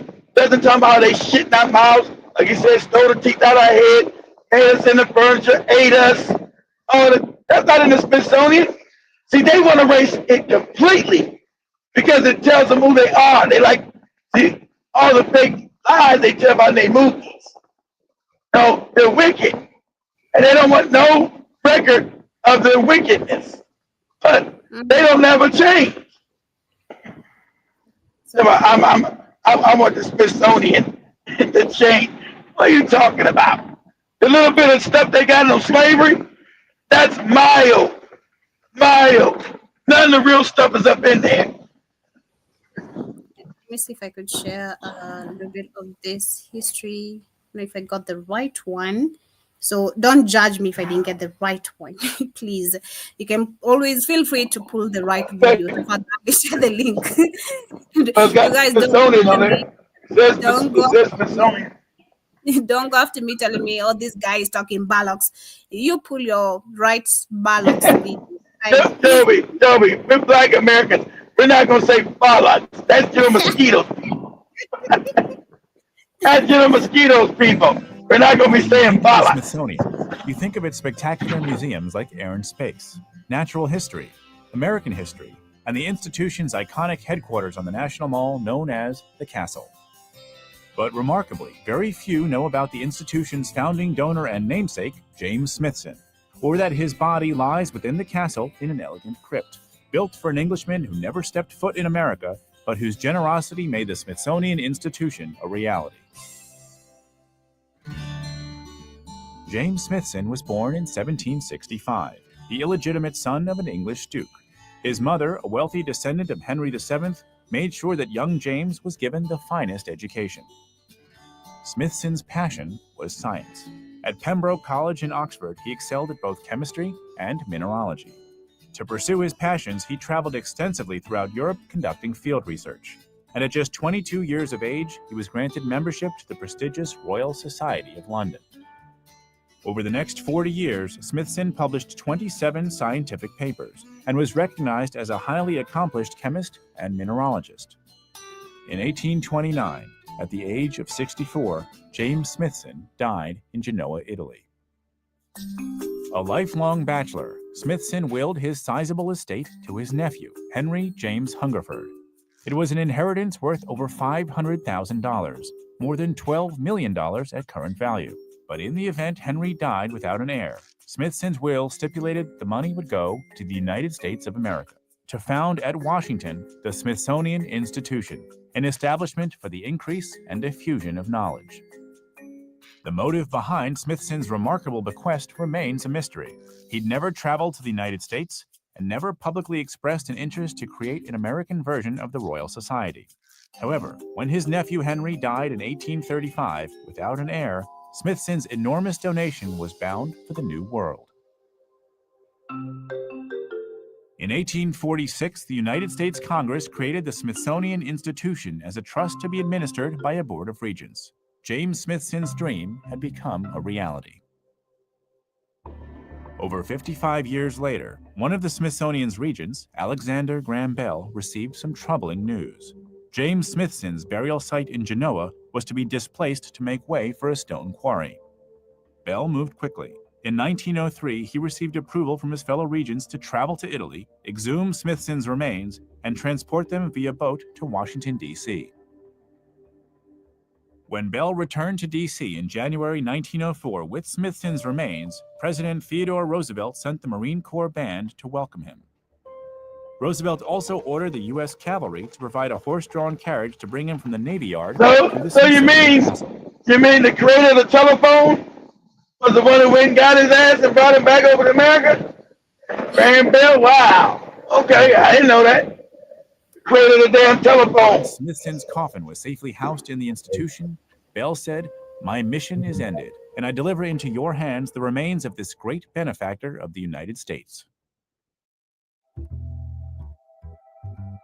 Today, James Smithson's crypt rests in a small mortuary chapel within the northern section of the Smithsonian Castle. A marble copy of Smithson's memorial plaque from the original gravesite can be found on the crypt's wall. The featured item, however, is the large grave monument that stands near the crypt's eastern wall. I feel like still this doesn't symbolize what Trump was attacking, because on the images. No. All you doing is the history of the Smithsonian. He's talking about there's a new section that was built. The new section that was built, Joe, because there's a new section that was built to commemorate slavery. So that whole if you guys have ever been what they call the mall in DC, I've been there. All the there's a bunch of museums, Joe. Right? You got the History Museum, you got the Museum of Natural Sciences with the dinosaurs. You got all that shit. So Smithsonian's a whole bunch of museums.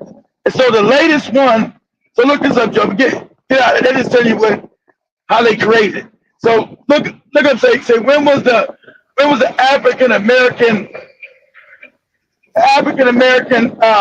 Slavery Museum created in DC? When was the national when was the National African American Museum created in DC? I think it's recently. So Trump wants to take that museum, not the whole Smithsonian, the slavery one.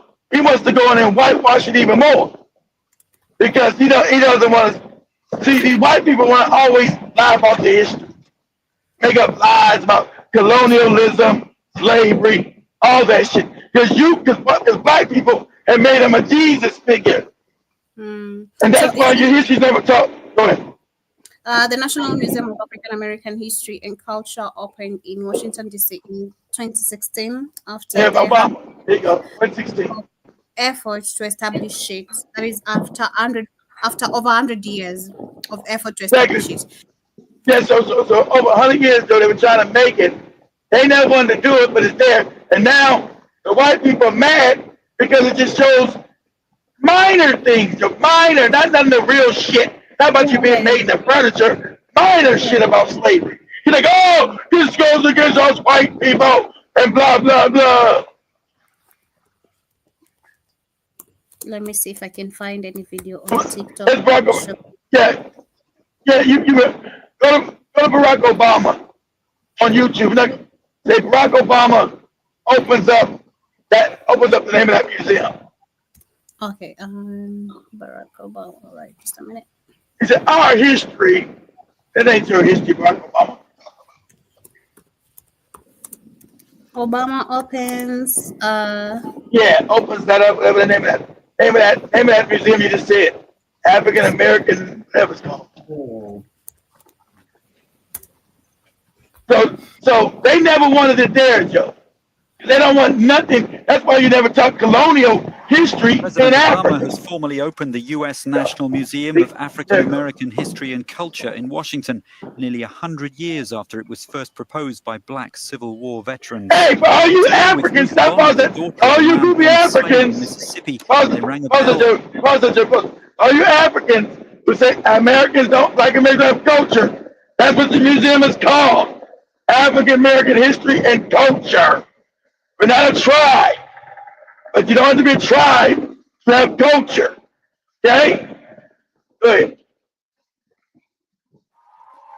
President Obama has formally opened the U.S. National Museum of African American History and Culture in Washington, nearly 100 years after it was first proposed by Black Civil War veterans. Together with Ruth Bonner, the daughter of a man born a slave in Mississippi, they rang a bell from one of the first churches. Hey, look, pause it. She's still. Are you trying to say slavery's old? This lady's daddy was a slave. What? So slavery ain't that old, white people. That's a long time ago. They always love to say that. This lady's still alive, and her daddy was a slave in America, in Mississippi. Go ahead, Joe. We need our reparations. Michelle and I will be able to come here to this museum. You and Big Mike? And not just bring our kids, but hopefully our grandkids. And together we'll learn about ourselves as Americans. Our sufferings, our delights. You don't get your big ass out of here. Obama said the museum was important and would help put what he called today's troubled times in a historical context, referring to current racial tensions over police killings around the country. The opening festivities are due to last 3 days. And so all the right-wing wackos, they want to get rid of that. It ain't been open in over 9 years. They want to get rid of it. You no good niggas. You dirty niggas. We don't hear your history.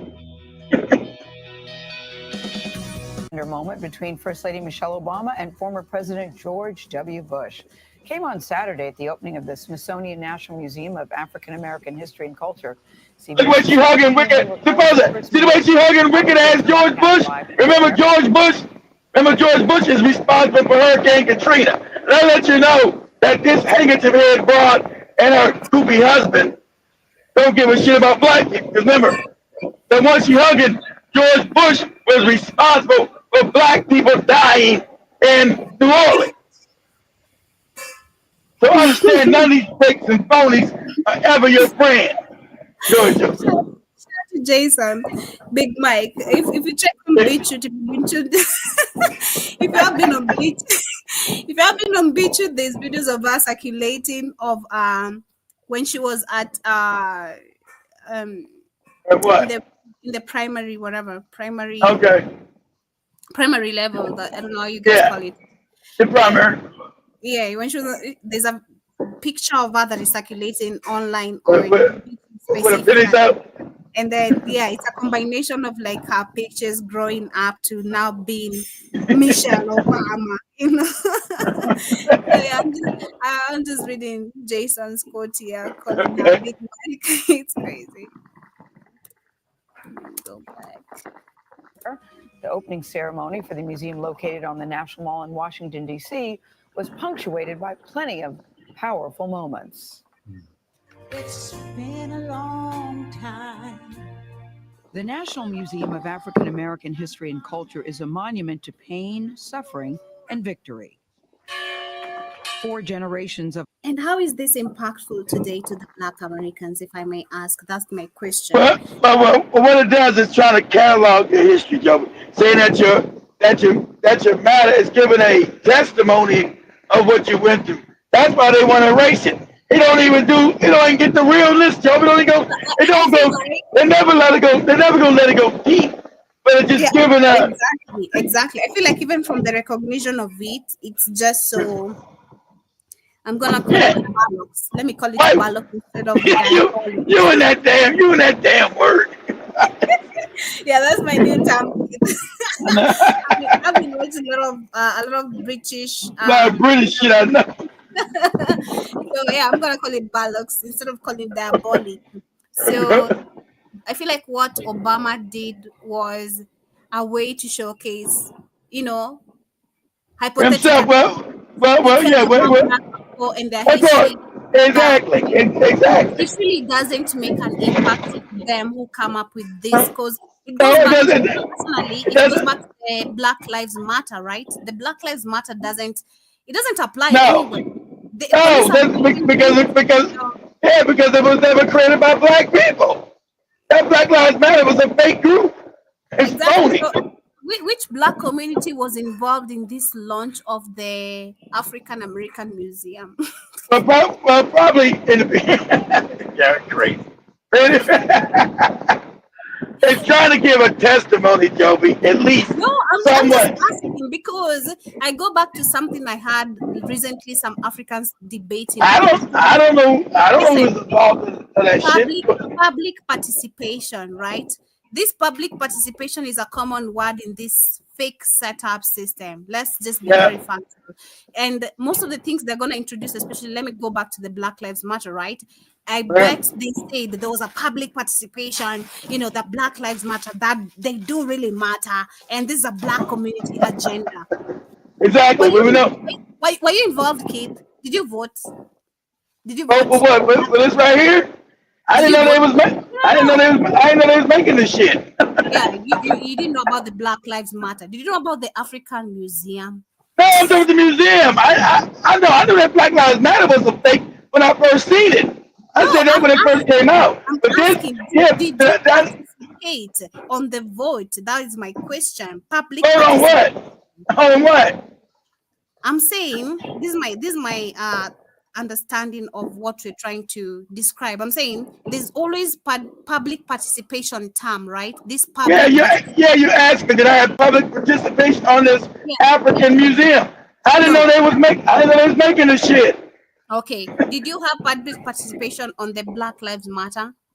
No, I knew it was fake. Oh, okay, thank you. So, okay, to the rest of you also it applies. Jason, 10 Speed, Big Cheese, everyone on this chat, it all applies to you. No one will publicly participated on the African American National Museum or whatever this is called, the same thought. That's why this is why you see actually Trump has the audacity to come after it because number one, this is not a black backed agenda. It is a systematic Of course.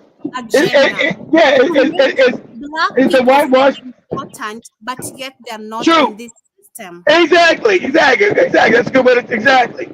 It's a whitewashing of our history to really make the white people feel good and also make black people feel like like the country is acknowledging them. Exactly, Joe. And even though it's not, and even though they still shoot you in the head and tell you, hey, get out your car and punch you in the face in Jacksonville. Get out your face, get out your car. Well, I let talk to the supervisor. Boom. And he said, hey, did you see we got now a Black History Museum of Culture? Get your black ass out the car. They told you. So let me see if I can share a couple of videos just on that, and then we get to literally wind up. You know we got a black. He should have told the police over. You know we got a Black American Museum of Culture. Punch him in the head. I just love the fact because that's the reason why people don't take one thing I've learned with my presentation is taking terms very seriously. Okay, every term when you're reading through a sentence or when you're trying to understand the information being passed, take word very serious. Okay, try to underline a certain word. What does it mean? How heavy is it on this information? What does it carry? And that's one thing that has made me to be able to understand most of the things I present, being honest. A good example is just what I've shared. I love the fact that the public participation term is now in question. The same thing I said earlier with the convoys in Africa, right? It's now being questioned. Why these African presidents always have this heavy convoys, this diabolic and dumbness. It doesn't make sense, because calling it diabolic is where you come to the people who are suffering and you want to showcase your wealth. Dumbness is where, number one, you don't even make anything in your country, and yet you have all this coming from heavy expenses that you could actually make it very cheaper in your country to produce. But going back to the main, what we're really talking about is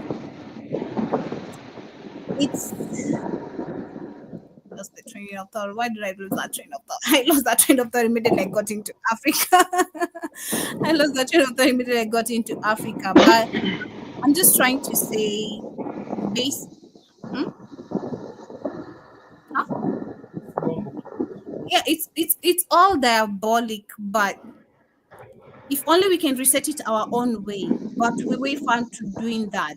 When you have Benjamin Crap, when you have people like Ruto, Museveni, Tinibu. The reason that can say Mm. if you can have Mm-hmm. a unison Mm-hmm. army Mm-hmm. as Africa Mm-hmm. against America, Mm-hmm. we can make things move. Mm-hmm. But America is a very small country, Mm-hmm. able Mm-hmm. to manipulate and make Africa move the way the United States is thinking. Mm-hmm. Does it make sense? Because the nigga was saying we don't have a unison army or a unison military. You get? If we go to Uganda, the army in Uganda is moving according to the US. If we go to Kenya, the army Like is all moving. the armies are moving according to the setup system. You get? That's what you're trying to say. Yeah. If we have a unison Uh-huh. army Uh-huh. that from the South Africa to Egypt Mm-hmm. is an African army that the US does not have to dictate how we are moving on. Don't say Egypt. Egypt will shoot you in the damn face. Say Black Africa. Don't use Egypt. Hypothetically, then. Go ahead. Say Black Africa, not the Arabs and not your friends. Go ahead. Hypothetically, but let me share these videos very quickly. I lost my train of thought when I was trying to explain there, but personally, when I was talking about public participation is because I've seen it happening in Africa. Again, shout out to TikTok. Being on, I've been very active on TikTok lately. That's why you see me, Keith. I'm sharing videos with you, which you don't see. That's why you have to go back and trace my videos. Yeah, I've been very active on TikTok, trying to see information, open minds, and getting on the live videos. Just like I said last week, I tried to get on the open air conversation, which I said I'm gonna be very active on, but some people don't want to allow me to because number one, I start the war on the comments, okay? Because whenever you're talking, if it's not factual, I start the war on the comments. Hey, this is not true. This is not a lie. Can you invite me to join the debate and all that? And which most of the people are not gonna allow you, especially if protecting the numbers of these platforms, we know that they're very much controlled. But I'm going to share these TikTok videos very quickly as we come to the end of today's conversation about people's reviews about slavery never happened. That is Trump's words. And calling out, of course, Trump for saying that the Simpsons are out of, or the Simpsonia. Why don't I call it the Simpsons? The Smithsonian is out of control. So, yeah, let me share this.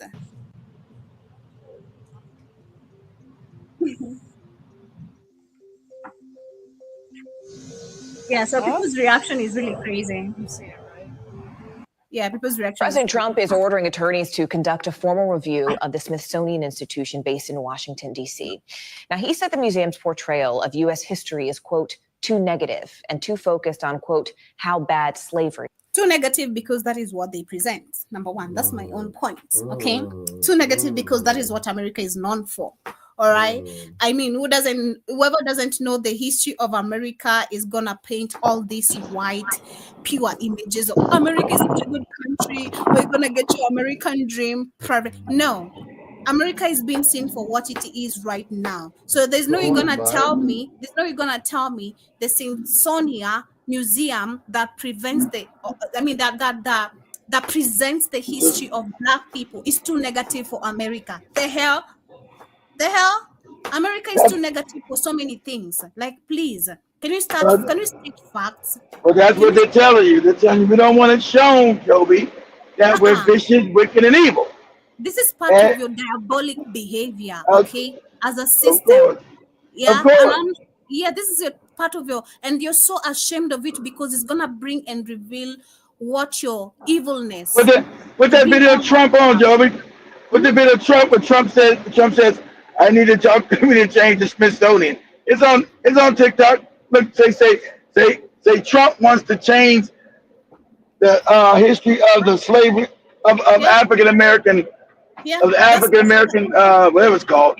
That's what I have on TikTok. We're gonna Oh, I'm okay. gonna There you go. Yeah. So yeah, you know but yeah, so and that's video. mild. It's mild. Just not. You don't learn no real history from any colonizer, any of their history books. The slavery you get is fake. It's Exactly. phony. It's a lie. Exactly. All It's right. all it's all whitewashed bullshit, and that's what that museum is.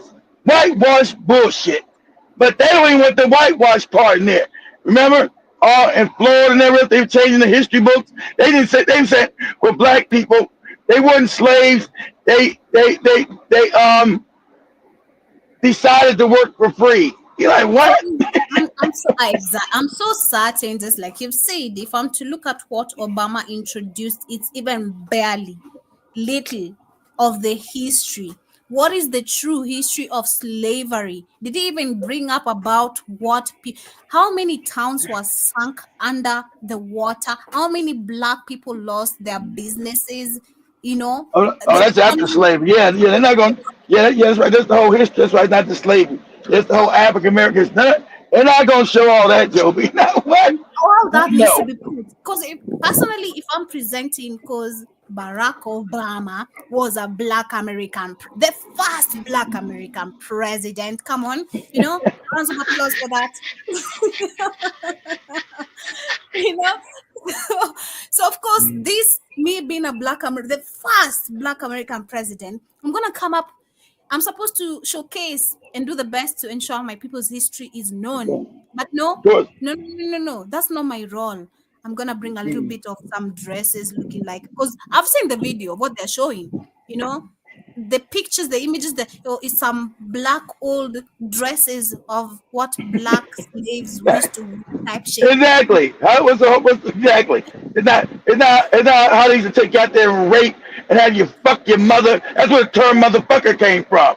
Have you have sex with your mother? How they would tear your body apart in front of the woman? How they would stomp a woman's stomach and burst the baby out and step on the baby's head and throw it in the woods? That's not in your museum. That's not in your museum. Part of my confusion of why Trump is very wrong, and he would have been right if only saying that this is so negative. If it showed the He's saying just a little.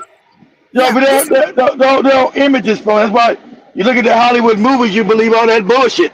White people were so great, and white people did this. And the image of black people always terrible, always messed up, always fucked up, because they control the images. Everywhere. So personally, I'm saying, like, if I was the black American president, I'd try my best to showcase my people's history, because number one, I want to outshine, like, I want to show off my people. I want to show off my history. Not if you're a bootlegging handkerchief head Negro. Exactly. That's like not being a handkerchief, of course, not a bootleg. Of course, this can't apply for any of that. So I'd brag about my history. I'd showcase my history. I'd of course, proudly put my people on the top and to feel presented, right? Even if it's gonna take me down, but at least I've done. It's not gonna take you down, because you're gonna. If you care, that's what you want to show. You want to show the triumph of you coming through one of the most wickedest systems ever derived by psychopaths. So yeah, but I understand you have to be a bootleg kid. You have to go to the facts, right? Understanding what I know. I'm saying exactly. So we can go that right ways, and how Obama was trained, knowing the facts. Of course, he wouldn't have done all this, but that's what I'm saying. Personally, I feel like understanding what we have today is, number one, America is evil and wicked. Exactly. That's not even the right term. I'm trying to find a more evil word, like to put it out. I don't know how to put it, but this is such an evil country that's committed evil, wicked. But wicked. Let me put up the white guy. That white guy always doing good. That Arab white guy. You don't do right. You're just a wicked, evil. You've been wicked from the beginning, and you just don't do it.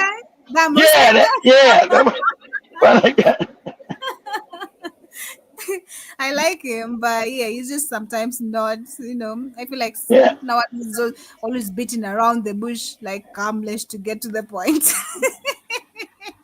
He's another George Joe Brown. I'm gonna say, Yeah. But let me see. Walker King said. But yeah, He shout said out to you. Kami. Kami's a good guy. Yeah, but He said he said you don't do right. Your country's always you've been propaganda. Your country's always been evil from the beginning to the end. It's always been evil and wicked. exactly. America is. This is very. And this is why you need to go back and actually question Obama's role, because if this was a respected leader, why is this being now considered as a negative effect on America? If I was a president, of course, I leave a history on this country which should remain forever, and which the fact that I made an impact on a certain race, that which is my race, okay, Black people, it should Mhm. remain a history of recognition. But the fact we have now another president who's so racist to the Black people, coming and saying that, number one, the audacity, slavery never happened. I like he's open. I prefer open racism. He's openly racist. I love it. He's brutal in your face. I love it. I love it because you can't pretend that he's not and that white supremacy don't exist. He's in your face with it. It's Hey, true. where'd you learn to speak English, you dirty African? Man, Sounds nice. I've seen a that's a good one. I've seen a collective video of Trump being racist to Black people, like a whole All collective right. talking shit about Black people. I wish I could share that, but I don't know where I saw it. But I saw a collective video of Trump talking shit about Black people. No one, not twice, not twice, not 5 times, a couple of times. But what I'm trying to say is, yes, I get your point. But again, I go back to, it's the same thing we talk about these puppets, the first puppets, to be specific, the first puppets. You gained independency, but the independency you got still doesn't even owe you any respect. I don't know if it makes sense. It goes back to Obama. You are the first Black president of the first Black American president, of course, which you represent every Black American in that country. You should be standing for their rights, their history, your history, which is part of your history, their history, which is part of your history, and you should own that. But it's not going to happen, which we go back to how the system is set up, who they serve, who they work for, and it is just, that's what I'm saying. It is very, this is a failure of our system. It's like when we're talking about cultures and the traditions, it's like this is a culture and tradition set up for the whole continent of having leaders who are going to come up, set up a certain program or agenda to make you feel presented, but bet the next puppet who comes in is not going to agree with it, because hey, the system is not about you, it's about them. I don't know if I'm making sense. That's why you see Trump coming disrespectfully, saying slave never happened. If these regimes respected each other, going back to Obama, there's no way you're gonna disrespect me being the previous president of this country. I made history that applies to millions of people in this country who made history back They then. don't care about your history, Joby. He's the openly disrespect Obama said. He called him a dirty. He said he's a dirty Kenyan. He's not even American. He's a dirty. That's what he called him. He said he's a dirty Kenyan from a dirtbag, fucked up country. How's he president of the United States and he's a dirty Kenyan? That's what he used to call him. But that's what I'm saying, and that's why you understand they're all the tomatoes on the same basket. If I'm making sense, they are all same tomatoes on the same basket. If they rot together. If they grow together. It's the same. White supremacy don't work like that. I don't know if it makes sense, but my understanding is Trump and Obama, like we've said, left and right, they're all the same. Yeah, the fake bud, Joe, but still. So whoever thought that Obama stood for whoever thought Obama stood out for them must have been crazy. But people are stupid. They believe in the beginning, Joby, because people idolize. I was a black man. Yeah, he's fighting for us. But the idea you thought that the evil empire was going to put a revolutionary black man in charge of anything, you were crazy. Like I tried to argue with my dumbass mama back in the day. I said, Mom, Obama is a puppet. Dude, just give him like everybody, give him a chance. He hasn't gotten office yet. You talking crazy? I said, damn, Mom, have you not seen his cabinet? Obama is fake. So people want to believe what they want to believe, Joe. So nothing I can do is stop them from believing. Understanding the Black history as we wind up, literally, as I go through the Yeah, go to comment, but I want you to play the last two videos I sent you. I was on mute. Last two. No. That Arab guy. Let me check my WhatsApp just a minute. Yeah. Yeah, as we get closer to winding up, personally, my thoughts, what I'm trying to say is, personally understanding my history as a Black person, there's a lot of disrespect to take, Of course. There's number one, you're white. The reason for this Washington DC whole thing is supposed to affect majority Black people, right? And then you go ahead in the same state, get rid of a museum that was launched to present their history. To celebrate black people's history, and they tell you we don't want your guy. We don't want your guy. See, white supremacy is about being brutal and wicked and being. Everybody sees South Africa on me. It's about being. If I can't be brutal to you in your face, Joby, I'm not supreme to you. It's about being disrespectful and brutal in your face. Well, and you not having the power. And you not having the power to do nothing about it. I understand the power very well, kid. I know I have. Hey, you've taught me a lot to not know anything. I understand the power very well, okay? Very well. I know how to play the cards to myself being a leader. I know that. Okay. But there's also the level of respect that also comes with it, okay? There's the disrespect you need to, I don't want to say disrespect, really, it's just you want people to earn, or you want to earn people's respect. I don't know how to say it, but you need people to respect you, but not by you doing some other crazy things. There's a limit. There's a limit to everything. That's what I'm going to say. There should be a limit to everything that you're doing. But most of these leaders globally lack a limit because that's how the system is set up. This should be a limit of the way history has gone for so long. Black people have been the most oppressed people globally. Of course. Well, yeah, so what? True.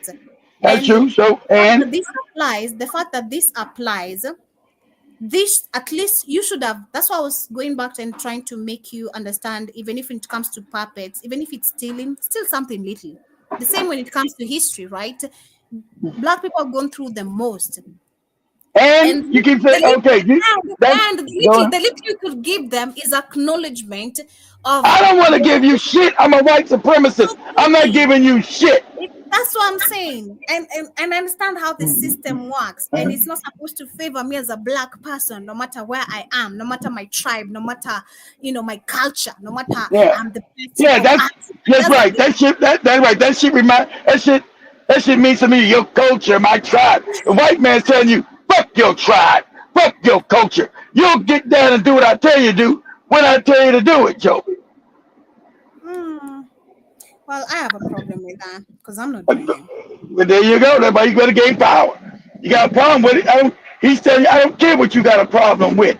I might say, and white supremacy holds the thing whether I want to change my mind. Okay, I let you put a museum in there 8 years ago.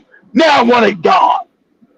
I want it gone, Joby. Okay. We'll see about that. We'll see.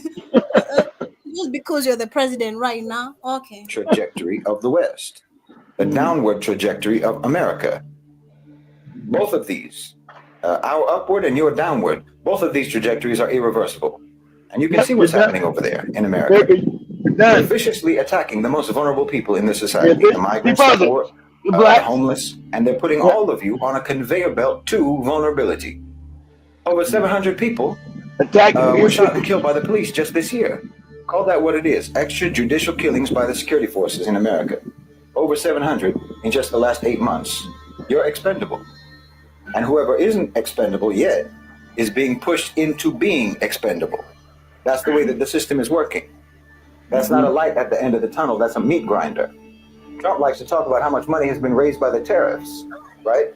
Well, that isn't money that they're making, that's money that they're taking. And they're taking it from who? They're taking it from you, not from anyone else. Do you understand? Tariffs are paid by you. They're paid by importers and they're paid by consumers. That's $300 billion that they say that they've gotten so far. Well, that's $300 billion that they took from you. Did you have $300 billion extra dollars to spare? Did you know that there's over 100,000 jobs in the tech sector that have been cut in the U.S. in 2025? Just 2025.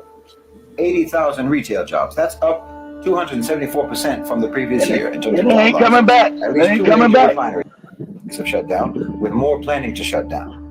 Roughly 2 million people right now, today, are incarcerated in America if you include immigration detentions. You know that 75% of Americans can't even afford to buy a moderately priced home? Home foreclosures are up by almost 10% so far this year, nationwide. And it's up by 40 to 55% in some, in particular states. 1 million people evicted from their homes in the last year in America. And the Thrown numbers out are y'all. rising. 1 million people Look at thrown out. Washington, D.C. Homeless. Evictions have doubled in Washington, D.C. since 2023. And now they're going after the people that they evicted. They're going after the homeless. The homeless. With federalized police. Yeah, pause it, Joe. That's how evil this country is. They take away a job, they throw you out your house, put you in a tent, and then now you're homeless. They put you in jail for slave labor. This country's always been wicked. Go ahead, Joe. Go ahead. Can't you see the way things are going? Homelessness is already at record highs. Broad unemployment in the U.S., if you include the underemployed. Homelessness is higher than the third your world. rates in America are higher than Nigeria. They're higher than Cambodia or Niger or Thailand or several other global south countries. Your unemployment rate is ridiculous. Layoffs, unemployment, foreclosures, evictions. That's the conveyor belt to vulnerability that they put you on. The conveyor belt to poverty, to homelessness, and then from there to prison and slave labor. That's what I just said. You can't tell me that this isn't just like a colonized country. This isn't just like an occupied country. You know that 60% of all the land in your country is privately held by wealthy individuals and corporations? 60%. Do you even know who they are? Most of them, you haven't even heard of these people. But they own 60% of the acreage in your country. You know that the average employee in America, the average employee, takes home roughly $10,000 to $20,000 less per year than what they actually earn because of taxes, because of those taxes being taken out. Not to mention the extra $5,000 a year on average that you pay every year in sales tax. So again, this is just an average. You give the government, state and federal, somewhere between $15,000 to $25,000 every year. The state and the federal government. Median income, just a median income. Just median. So $15,000 to $25,000 that you give the government. Meanwhile, the average U.S. household only spends $24,000 a year on basic household bills like mortgage, rent, utilities, insurance, and other necessities. In other words, you understand, that means that you could literally live off of just what you pay in taxes every year. Just what you pay in tax. You could live on that money.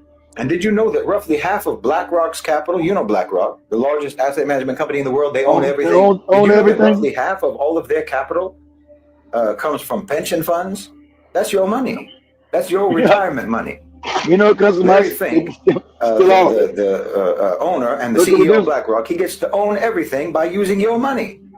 He don't own it. And if BlackRock makes spectacular profits on their investments, your retirement money stays the same. Yep. You're an investor with no dividends. They're using your money to invest, but you got no dividends. You have no vote. You don't get any. You don't get to be on any boards of directors. You don't have the controlling shares in any company that BlackRock owns or that BlackRock controls. BlackRock controls it. They have the dividends. They have the profits. They have the controlling vote. You don't. They have the controlling shares. You don't. They have the vote. You don't. But they're doing it with your money. And what do you think happens if Larry Fink makes a bad investment? Nothing. with your money.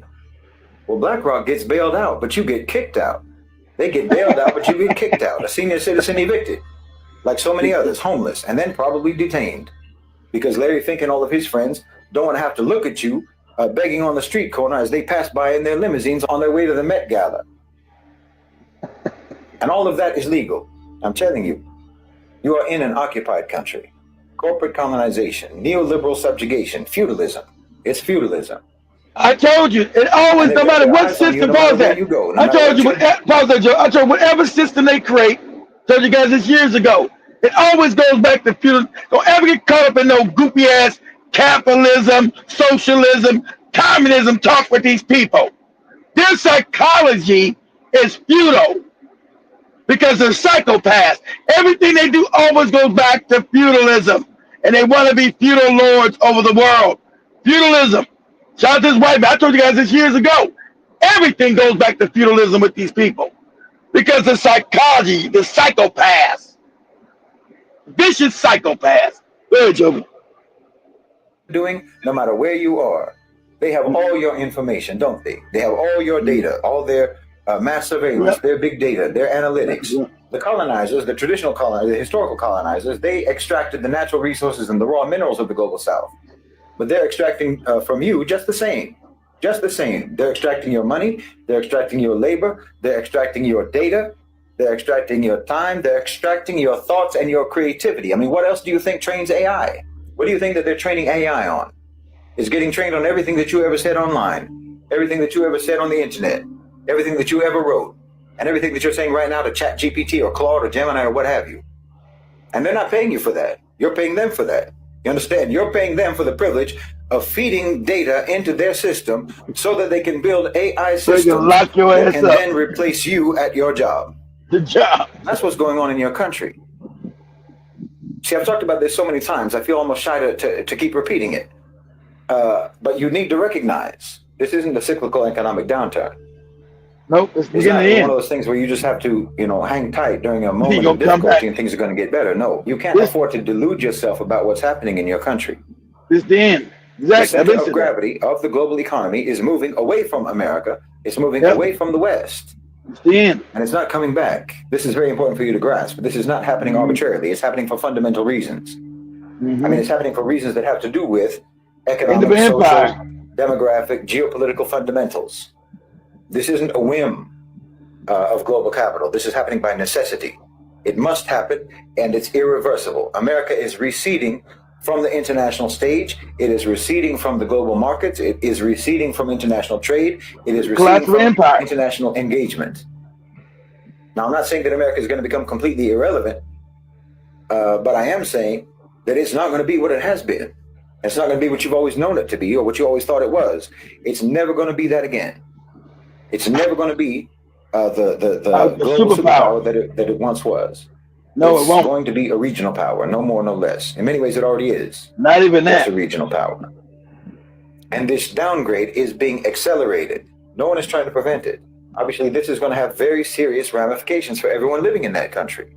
Look, for example, most people think that America, they think of America as this high-tech empire or military empire. Silicon Valley, Google, Apple, Microsoft, what have you. Or they think of Wall Street, the Pentagon, or they think of, as I say, the supremacy of the dollar, the economic power of America. But the truth is that one of the deepest foundations of U.S. global power has always been agriculture. This is overlooked. Yep. This is sort of the silent pillar of American dominance globally. And their agriculture was never just about domestic consumption. It was about feeding the world. Feeding the world. Wheat shipments, soybean exports, food aid. None of this was charity. These were all instruments of control. This gave Washington control around the world. Washington weaponized surplus grain, for example, the same way that they weaponized the dollar. For decades, if you wanted to feed your people anywhere in the world, you had to deal with America. You had to deal with America. But now look where we are in 2025. Those ICE raids have completely gutted the agricultural labor force in California, where I think something like half of the workers were undocumented. When those raids started up and they intensified, up to 45% of workers just stopped showing up. Crops were left in the field to rot. This is collapse engineered from within. Then you've got the tariffs, Trump's trade tariffs, That pushed exports off a cliff. Shipment of U.S. soybeans to China, which was once over $12 billion a year, has collapsed by more than 50%. It's gone down by half. Total agricultural exports to China fell by 53%. That's the first time in American history that agriculture has run a trade deficit. And we're not talking about a small trade deficit, $28.6 billion in the red in 2025. Okay, that's not just a financial number. That's the inversion of American empire. That's the inversion of American reach and power. Meanwhile, who's feeding China? Well, Brazil. Brazil is feeding China. It's now the world's largest exporter of soybeans, shipping more than 60% of its crop to China. In 2024, Brazil overtook the U.S. by a massive margin in supplying, I think, 100 million metric tons of soybeans, while American farmers watched their silos just fill up with soybeans while the markets vanished. They had nowhere to sell them. India has become the largest exporter of rice on earth, controlling, I think, something like 40% or over 40% of global rice trade. By the way, rice is what most people on earth eat as the main staple of their diet. Rice is what most people in the world eat. And Russia has become the world's top wheat exporter, sending over, I think, 45 million or 50 million tons abroad in 2024. I'm not sure what it's at now, but the U.S. barely managed to even export 20 million tons. Argentina is becoming the beef and corn exporter. The Gulf states are pouring investment into African farmland, trying to secure their own supply, their own food security. They're not trying to put it. That's when it gets to the Arab shit, right? Grasp this. This is That's not when it gets to this Arab shit when he's talking about they going to Africa. This is about power. You have to understand. And stealing lands in Africa. Rather than going to steal lands in Africa, talking about the damn Middle East, his Arab buddies. They're stealing lands in Africa because they don't got no damn farmland in what they call the made-up Middle East nonsense. They're stealing African lands. Kenya, Tanzania, Nigeria, Zimbabwe, stealing African lands from these dumbass, puppet-ass leaders. Go ahead, Joe.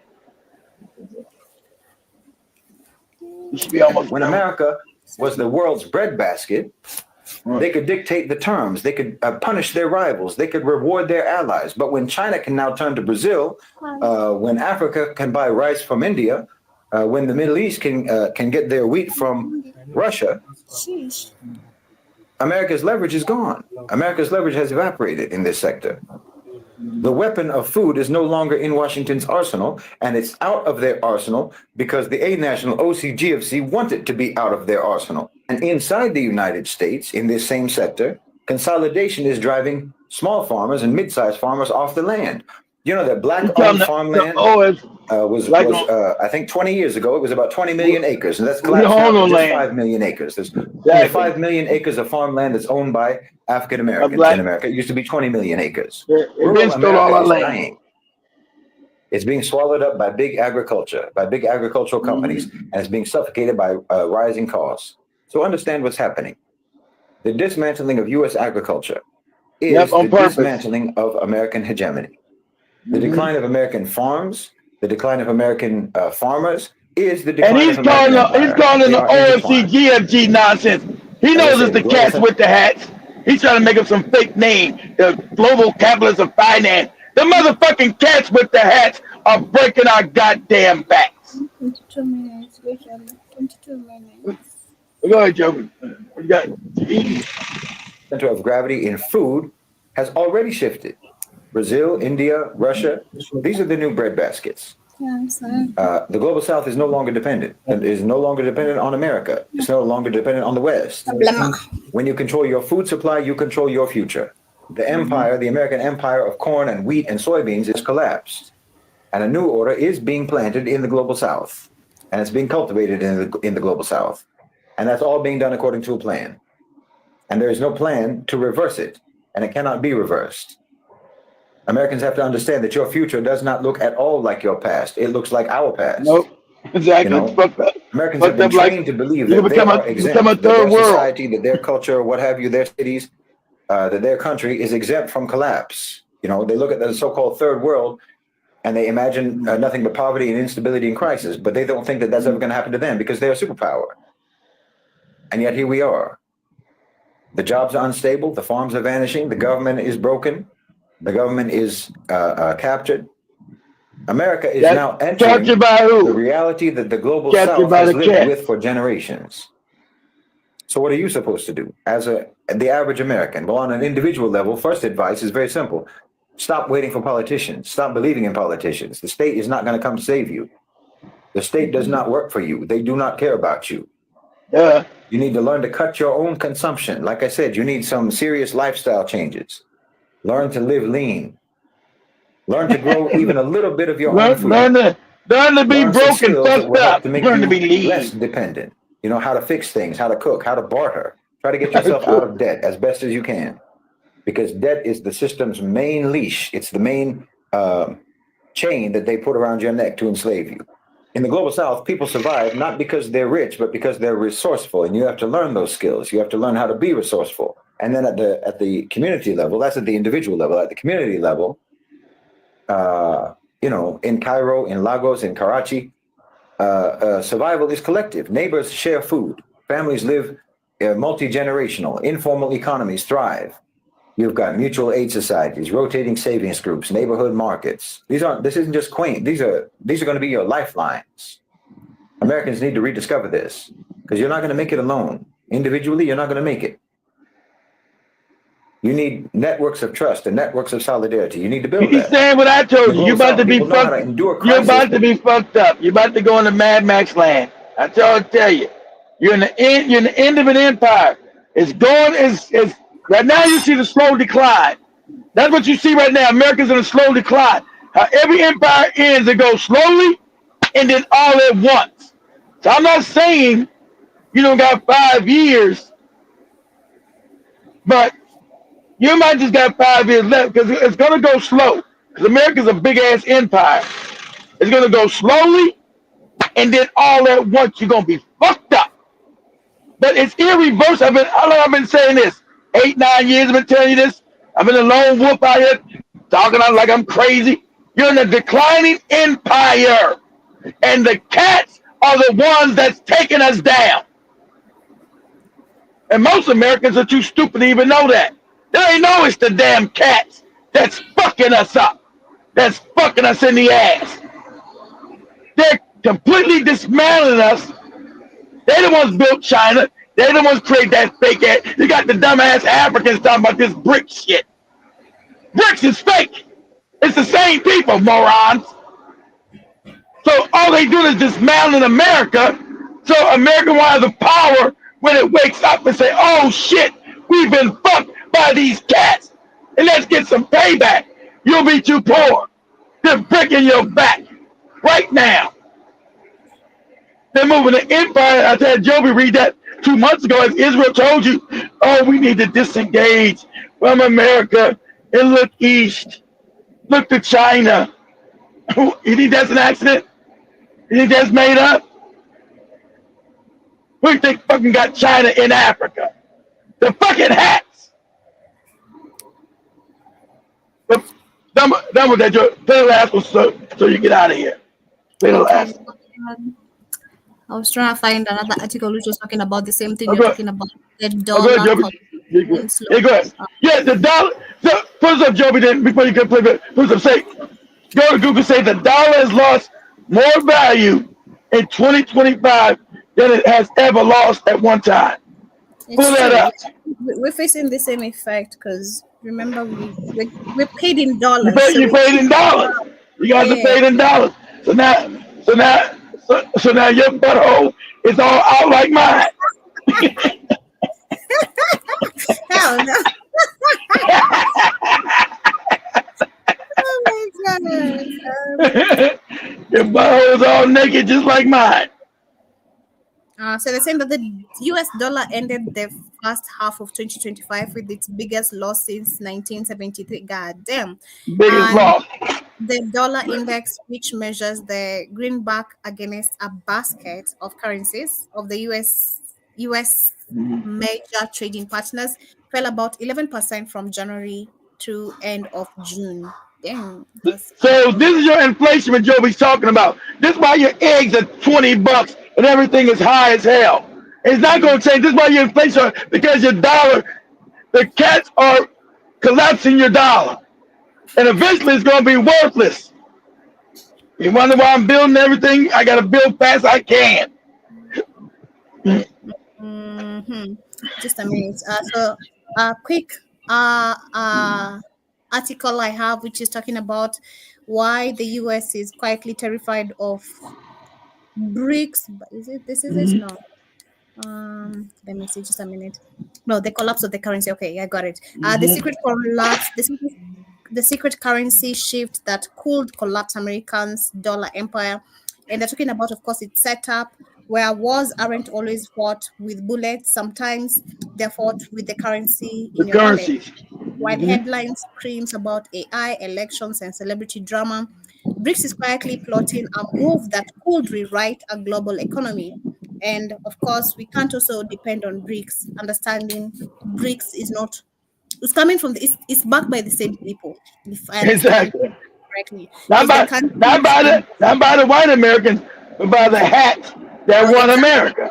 Exactly. And of course, the people involved, how deep involved they also are in this economic failure or whatever we're experiencing right now, which if you go back to Africa specifically, what this is all about. And they're talking about, and it's the if this is the plan to succeed, America's global power could vanish overnight. The Exactly. dollar's the dollar superpower, which is for 80 plus years, the Years. US has ruled the world. 90% of the global trade flows through it.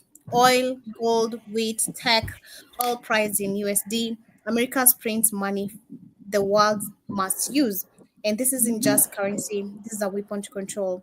Take it away, and the empire starts to crack. And then Yep. the BRICS takeover, which of course began with Brazil, Russia, India, China, and South Africa, today is expanding, bringing in Saudi Arabia, UAE, Iran, Egypt, Ethiopia, and Indonesia. And understand the countries mentioned, I go back to the Pan Arabic conversation I was having, all right?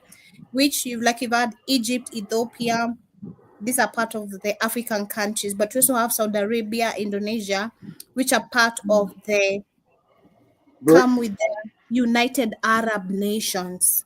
Yes. So they're trying to bring Ethiopia, Egypt, and other countries. We have Djibouti, Somali, and the rest being Tunisia, Morocco, and the rest being introduced. Combined with the GDP, 28, 28 plus trillion dollars, the population is over 40% of humanity.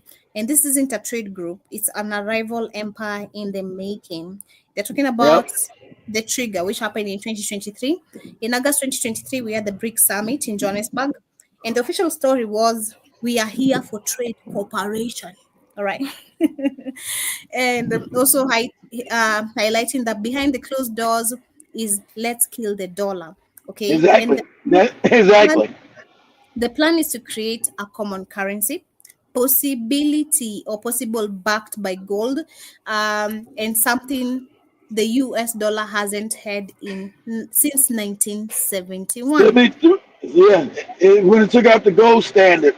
So that's what you see when Joby said it hasn't fallen that far since they took it out the gold standard. Right?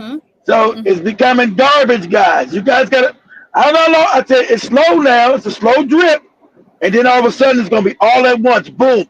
And you're gonna be all fucked up when you find out that the dollar's no good and this wicked motherfucking place must collapse. It's wicked to the core. It must collapse. So all you goopy FBA handkerchief head Negroes don't understand you're an Indian, all this shit. Watch when your stomach touch your backbone and this place become like Mad Max and white people out here shooting you in the street. Because everything's going to collapse once no money's being paid, right? So they're going to bring the guns out like they did in New Orleans. It's going to be lawless here. So you calling yourself an American, that ain't going to work. You better get your guns and your ammo ready. There's going to be war in the streets of this bitch. You're in a racist, violent-ass country.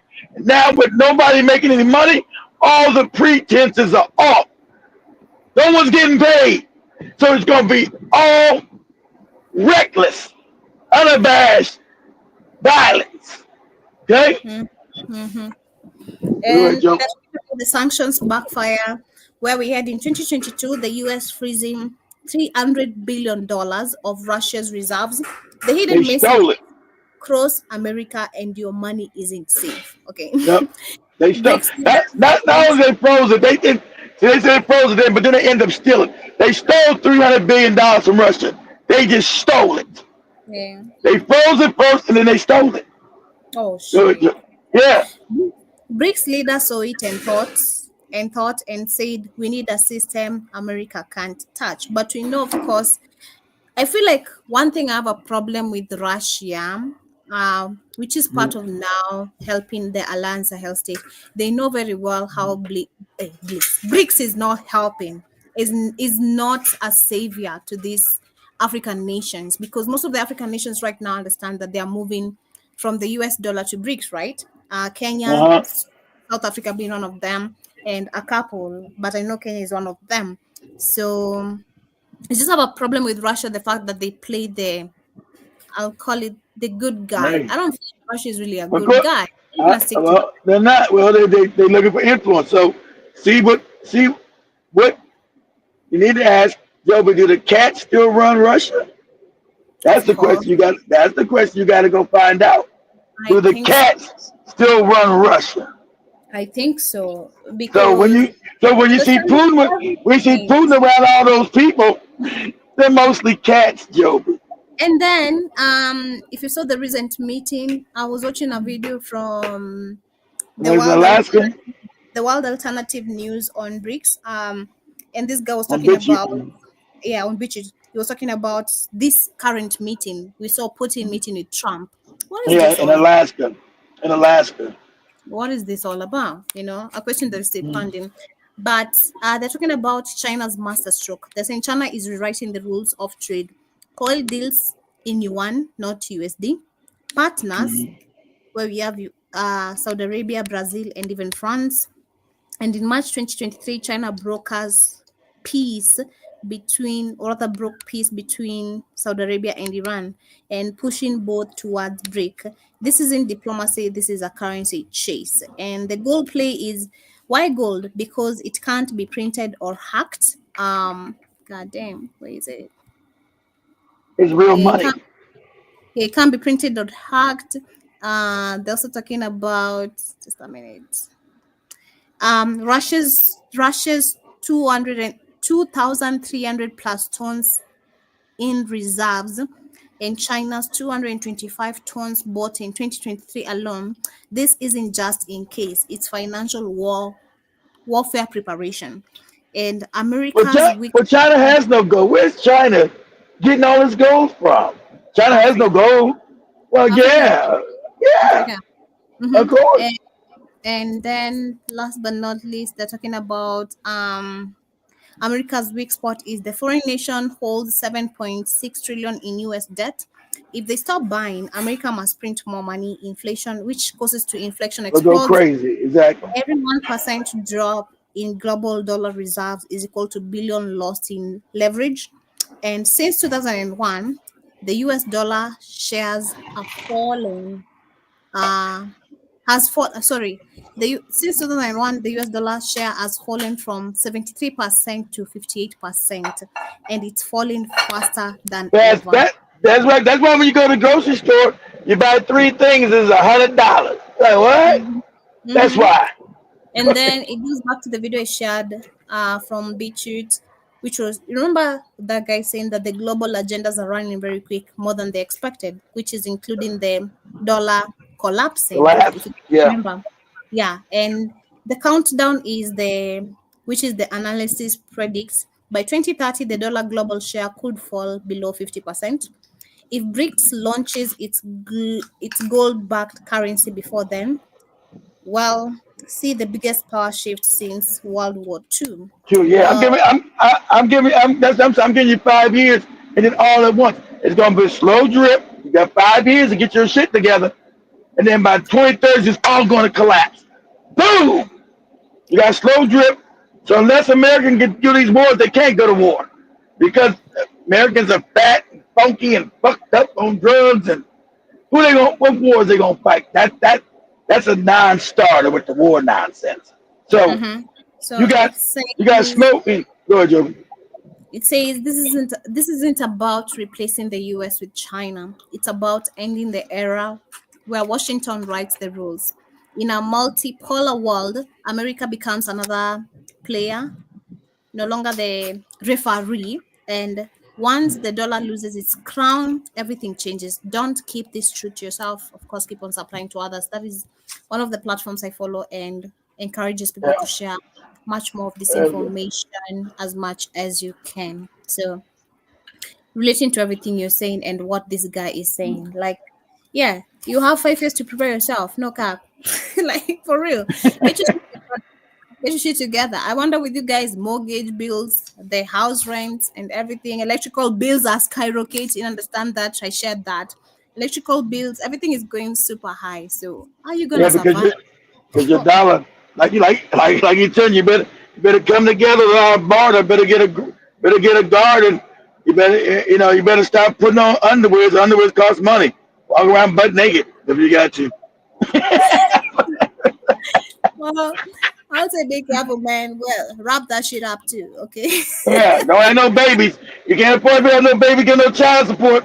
You can't afford it now. Hell nah. Hell Yeah, no. yeah. You don't offend yourself on a child support, literally. After what we Got saw that, yesterday, black got that people, shit right. black meant to be Play specific that and last then video, Joe. The last one I sent, the second one on that dude. I think that's like a minute long. Get yeah. out of here. Well, yeah, you good. Yeah, you at home, so shit. But get that. Yeah, that's why I'm not pressured. I'm at home. Yeah. I'm not pressured. Where is the video? God damn it. Cameron and Dan and them cooking shit, making all kind of noise, dropping dishes and shit. Yeah.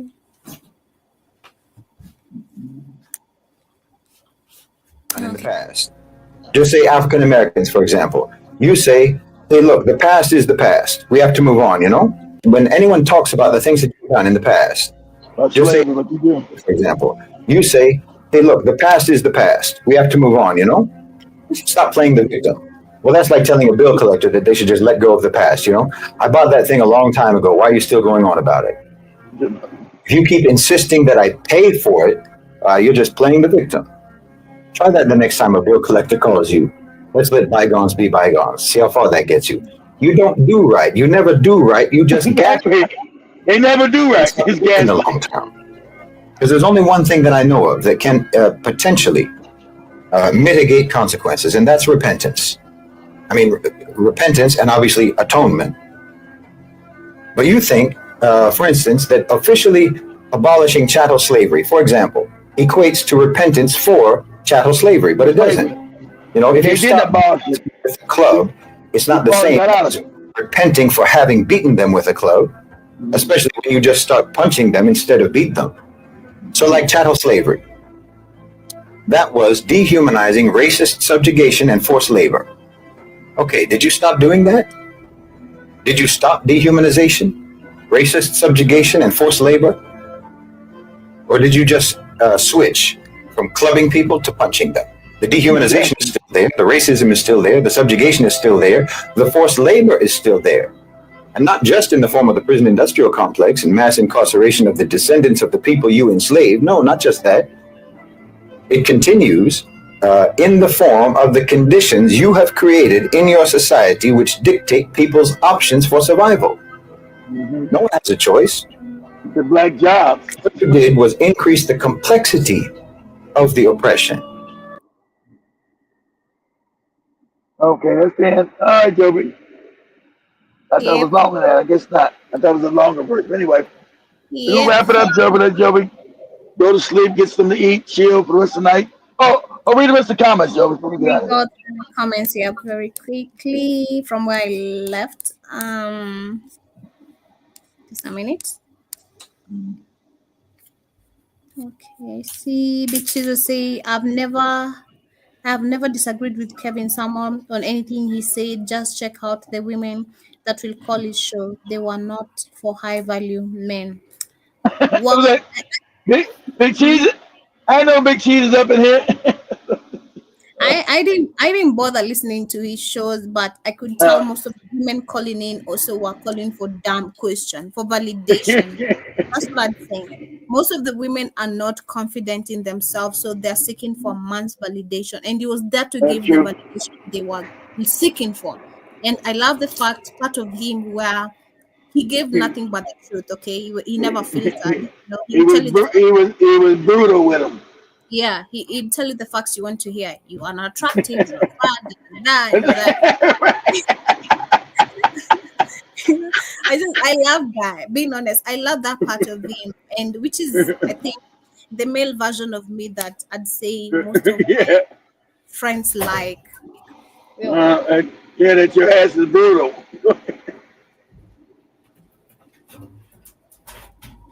Okay. Can you please open that door? What the fuck?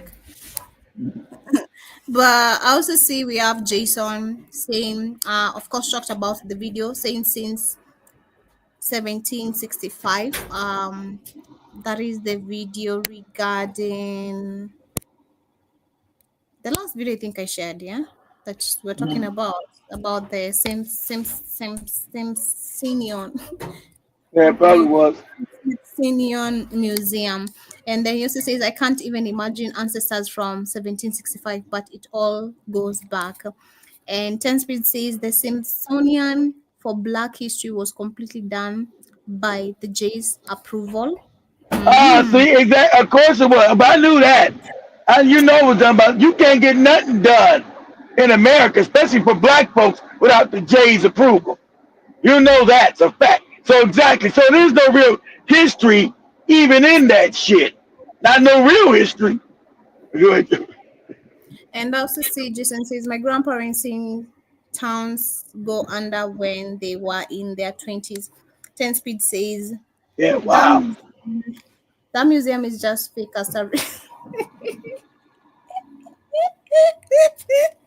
That museum is fake as what? What? That museum is just as fake as Tariq Hidden Museum. Oh yeah. I think Tariq's maybe a little more faker than that, 10 Speed.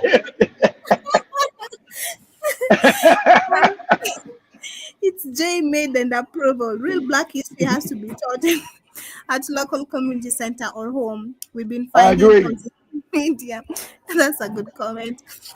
Jason says we have ancestors that drowned in those towns, other siblings, friends, and to other families. I agree. If Joby was a Black American woman president, especially being honest for people, it's bubblegum time. I know. I know that. You don't need to tell me. That's right. It's bubblegum time for Joby. At least Joby go out in some style. Say, F you, I'm doing something for my people. She end up in a sting like Marion Barry with that crack. They set me up. Baby. It's Joby China's crack. I'm a problem in Africa already, and I can't. Let me be specific. In Kenya already, and Tanzania to be specific. I'm a problem already, so I can't try imagine being in America because I don't like beating around the bush. I'm such a straightforward person, being honest, and I don't like that BS beating around the bush. It's in me, honestly. Being honest, I don't like it. Jason says, just imagine American. 3,000 years from now, it will be black again. All these created people. Ain't it funny? They will be gone. Ain't that funny? That is so true, Jason. They're on their way out of here. 2,000 years from now, this whole planet will be black again. Ain't that crazy? And that's a fact. That's why they're trying to make these robot babies. That's why I don't know. They've been stealing black women from Africa and America. Black women been vanishing. They getting them genes to make them babies. I also see Jason says Obama wasn't the first black president. Well, pardon my Well, he's the first acknowledged black president. Talking about, I don't know about that story they talking about back in the 1700s. I don't believe none of that shit. That was a black president before George Washington. I don't believe none of that. Because I don't know any other president was more. There's there's a history, fake history talking about there were black presidents. There's all the conspiracy nuts. I know it's a lie because the country's too racist, too diabolically racist and hateful that they were gonna have black men be president before George Washington. That's the stand they go with. You know, well, how you gonna have a black man as president? You got black slaves, people getting raped, beat, can't even lead a plantation. That's all cap. It's all fake. How you gonna have somebody, all these black presidents, and the black people are being enslaved, beaten, whipped, abused, made into furniture. They're considered the lowest thing on the planet, but the black man's gonna be the president? Nah, spare me with that shit. Jason says, I think sometimes this Trump is a clone. And I think impossible. I think so too. He look weird. Be damn. He be damn glitching like clones be glitching and shit. Yes, it says my great grand uncles were in their 20s where Lincoln was president. When Lincoln was president, sorry. 10 Speed says Well, open racism is what I prefer. me too. Okay, don't get me wrong. I like Trump's. I've admitted that personally. It's something I didn't think I'd admit over the years, especially listening to someone like Keith, okay? Because Keith is also an open racist, not like that. Not like that. Don't get me wrong. Because black people are not racist, but he's gonna tell you the truth on your face. That is Trump as well. He tells you or shows you the disrespect on your face, and also not saying that Keith is disrespectful. Don't get me wrong, all right? But yes, I do love the open racism as well. I love his. For me, I love his I like power. those. I like. Yeah, he exudes power. Black people scared of power. Every time you get one of these bootlegging African leaders over there, be always bootlegging furniture. Oh, Trump massa. Yeah, you speak English good, you no good dirty nigga. Where'd you learn it from? Well, massa, back in my country. All right, get this nigga out of here and get on to the next nigga. Yes, it says they cleaned up downtown Los Angeles. That is Jason. Also says what's up with that White House page on TikTok? Everyone is blocking it. I already blocked it. Jason. They said they're gonna join TikTok. I blocked it already. But I heard that. I think I heard like 3 days ago. I blocked that shit. Get out of here. I don't know what that is about, but I've not seen that. Kisha says this guy looks like a cat with a small heart. This guy is a Zionist. Okay, I'm not gonna lie. I feel like he's also one of the cats with the small heart. Oh, Trump? No, this guy with America. This guy we just shared from the 2 videos you just showed. Oh, you think you're a cat? Yeah, I don't know. Yeah, you always got. They call him the crypto. They call him the crypto, the secret cats, Joey. Maybe I don't know. They always say. Remember, they always hide like the Saudi royal family. Those are cats. I feel like he started well good, but if you listen to some of his he videos, never want to talk against the cats. Exactly. He said, "Oh, you want somebody to?" He never wants to go against the cat. Exactly. That's all. That's always suspect. Exactly. He never wants to go against the cats and mention the cats. He won't mention the name, but Nah, he want to call it some other shit. He calls the OCFG. He said, "Oh, you guys want to talk about the Jews? If it's the Jews, no, I'm not going to blame the Jews for your criminality." Man, everybody knows it's the Jays. What are they talking about? I thought about it too. Cages. 10 Speed says they talk about American downfall, saying is the billionaires nowhere. Is saying the small hearts in control everything, in control of everything, purposely doing it. I agree, and I think that is the last comment, Jason. All you gotta do. Okay, so Joey, I'm gonna do. It's gonna be about 3 minutes. Do the Joey. Go to YouTube or TikTok and say this. You know who runs this country. Say Netanyahu gets a standing ovation in Congress. No one can sit down because they know you all better get your ass out. Suppose the Democrats and Republicans can't agree on nothing. That's what they tell you. But they know when they real boss come in, you ain't never seen them give no standing ovation, but no president ever. But Netanyahu, who's a foreigner, supposed to be Israeli, watch what they do. Say Netanyahu gets a standing ovation in Congress, Joe. They all get this stuff bootlicking. Ooh, because they know he's the Rothschild's goddamn representative. And you better get your ass up on your fucking feet. I represent the Rothschilds up in here. And you better do what you're told to do. They all up there bootlicking. Oh, yeah, ooh. Can I get my tanny hat and go rub against the wall in Israel too? Y'all gotta go. Yes, why they all gotta go rub against the wall? Why can't they go to China and do a Buddhist dance or some shit? But they all gotta go to Israel and put on that tiny hat. Why?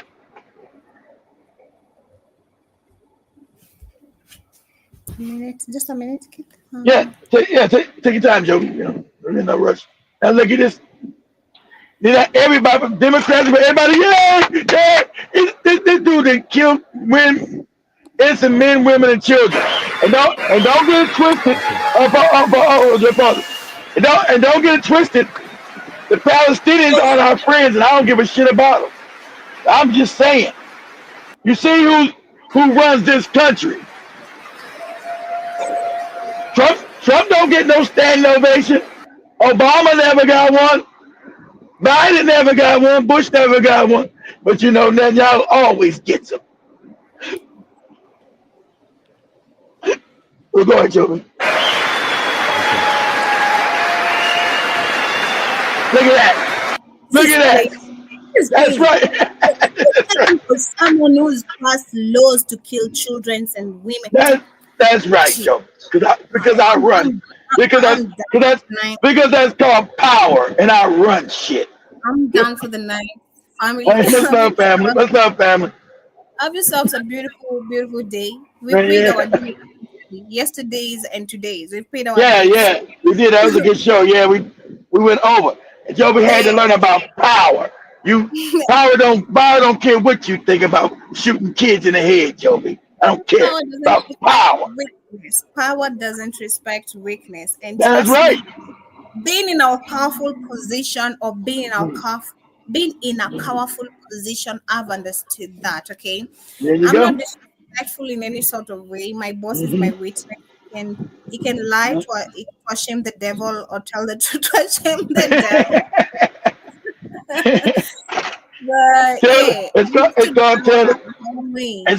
But it's called tell the truth and shame the devil, Joey. Yeah, I've understood power in my own way, and I know how to dominate my own way. So there you go. It's how you. I think it's how you carry it, so long as it doesn't hurt other people. That's what I've understood. Of course, but that kind of power, white people power, they want to hurt other people. What I've understood is you can hurt people, but not in that white supremacist. Exactly. I think you've understood my type of hurting people. Of course. But you can have people not in that way to make them feel like they're less of themselves and all that. There's many ways to showcase your power or to let respect be given to you. And I had to learn that. I've learned that, and trust me, it applies naturally. I don't need to fight it sometimes. There you go. With power comes great. With power comes great. What's the word, guys? With power comes great responsibility, Joe. Yeah. Period. But have yourselves a beautiful day. Let's love, fam. Rest part of your Thursday. It is literally 20 minutes to 12 midnight. Wow, been up for a long time. Wow, been up for a long time. Shit. I know. What's the time on your end? Me, it ain't nothing but 3:40. So I'm good. All right. But yes, have yourselves a beautiful day, family. See you guys tomorrow. Same time, same I've place. been stuck in traffic for the last 2 hours. I'm kind of accident up here, so I ain't been nowhere. I'm just stuck in traffic. Yeah, exactly. Stuck in traffic. Shit crazy. That's easy. I remember the last trip we had in Tanzania. That was the first time we were caught in traffic for almost like 4 to 3 hours. That was crazy. Damn. That's crazy. That was so devastating because we were so hungry. We were so hungry. We had not eaten like almost the whole day. Then the traffic doesn't want us to get to the destination. But at the end of the day, we got to the destination and it was worth it because it was such an amazing ambience. And I'd say one of the most famous ambience currently in Tanzania. All right. Was that the one? That the one you guys by the pool? Yeah, that is the Yeah, most yeah. currently trending mall in That's, Tanzania right now. that shit was nice. Even Yeah. I was jealous. Look at these no good bastards. living their best life and shit. I'm stuck in the house on the couch eating the ice cream cone. What kind of shit is this? Anyway, much love, family. What's Have up, guys? I see you guys tomorrow. We out. Peace. Peace, family.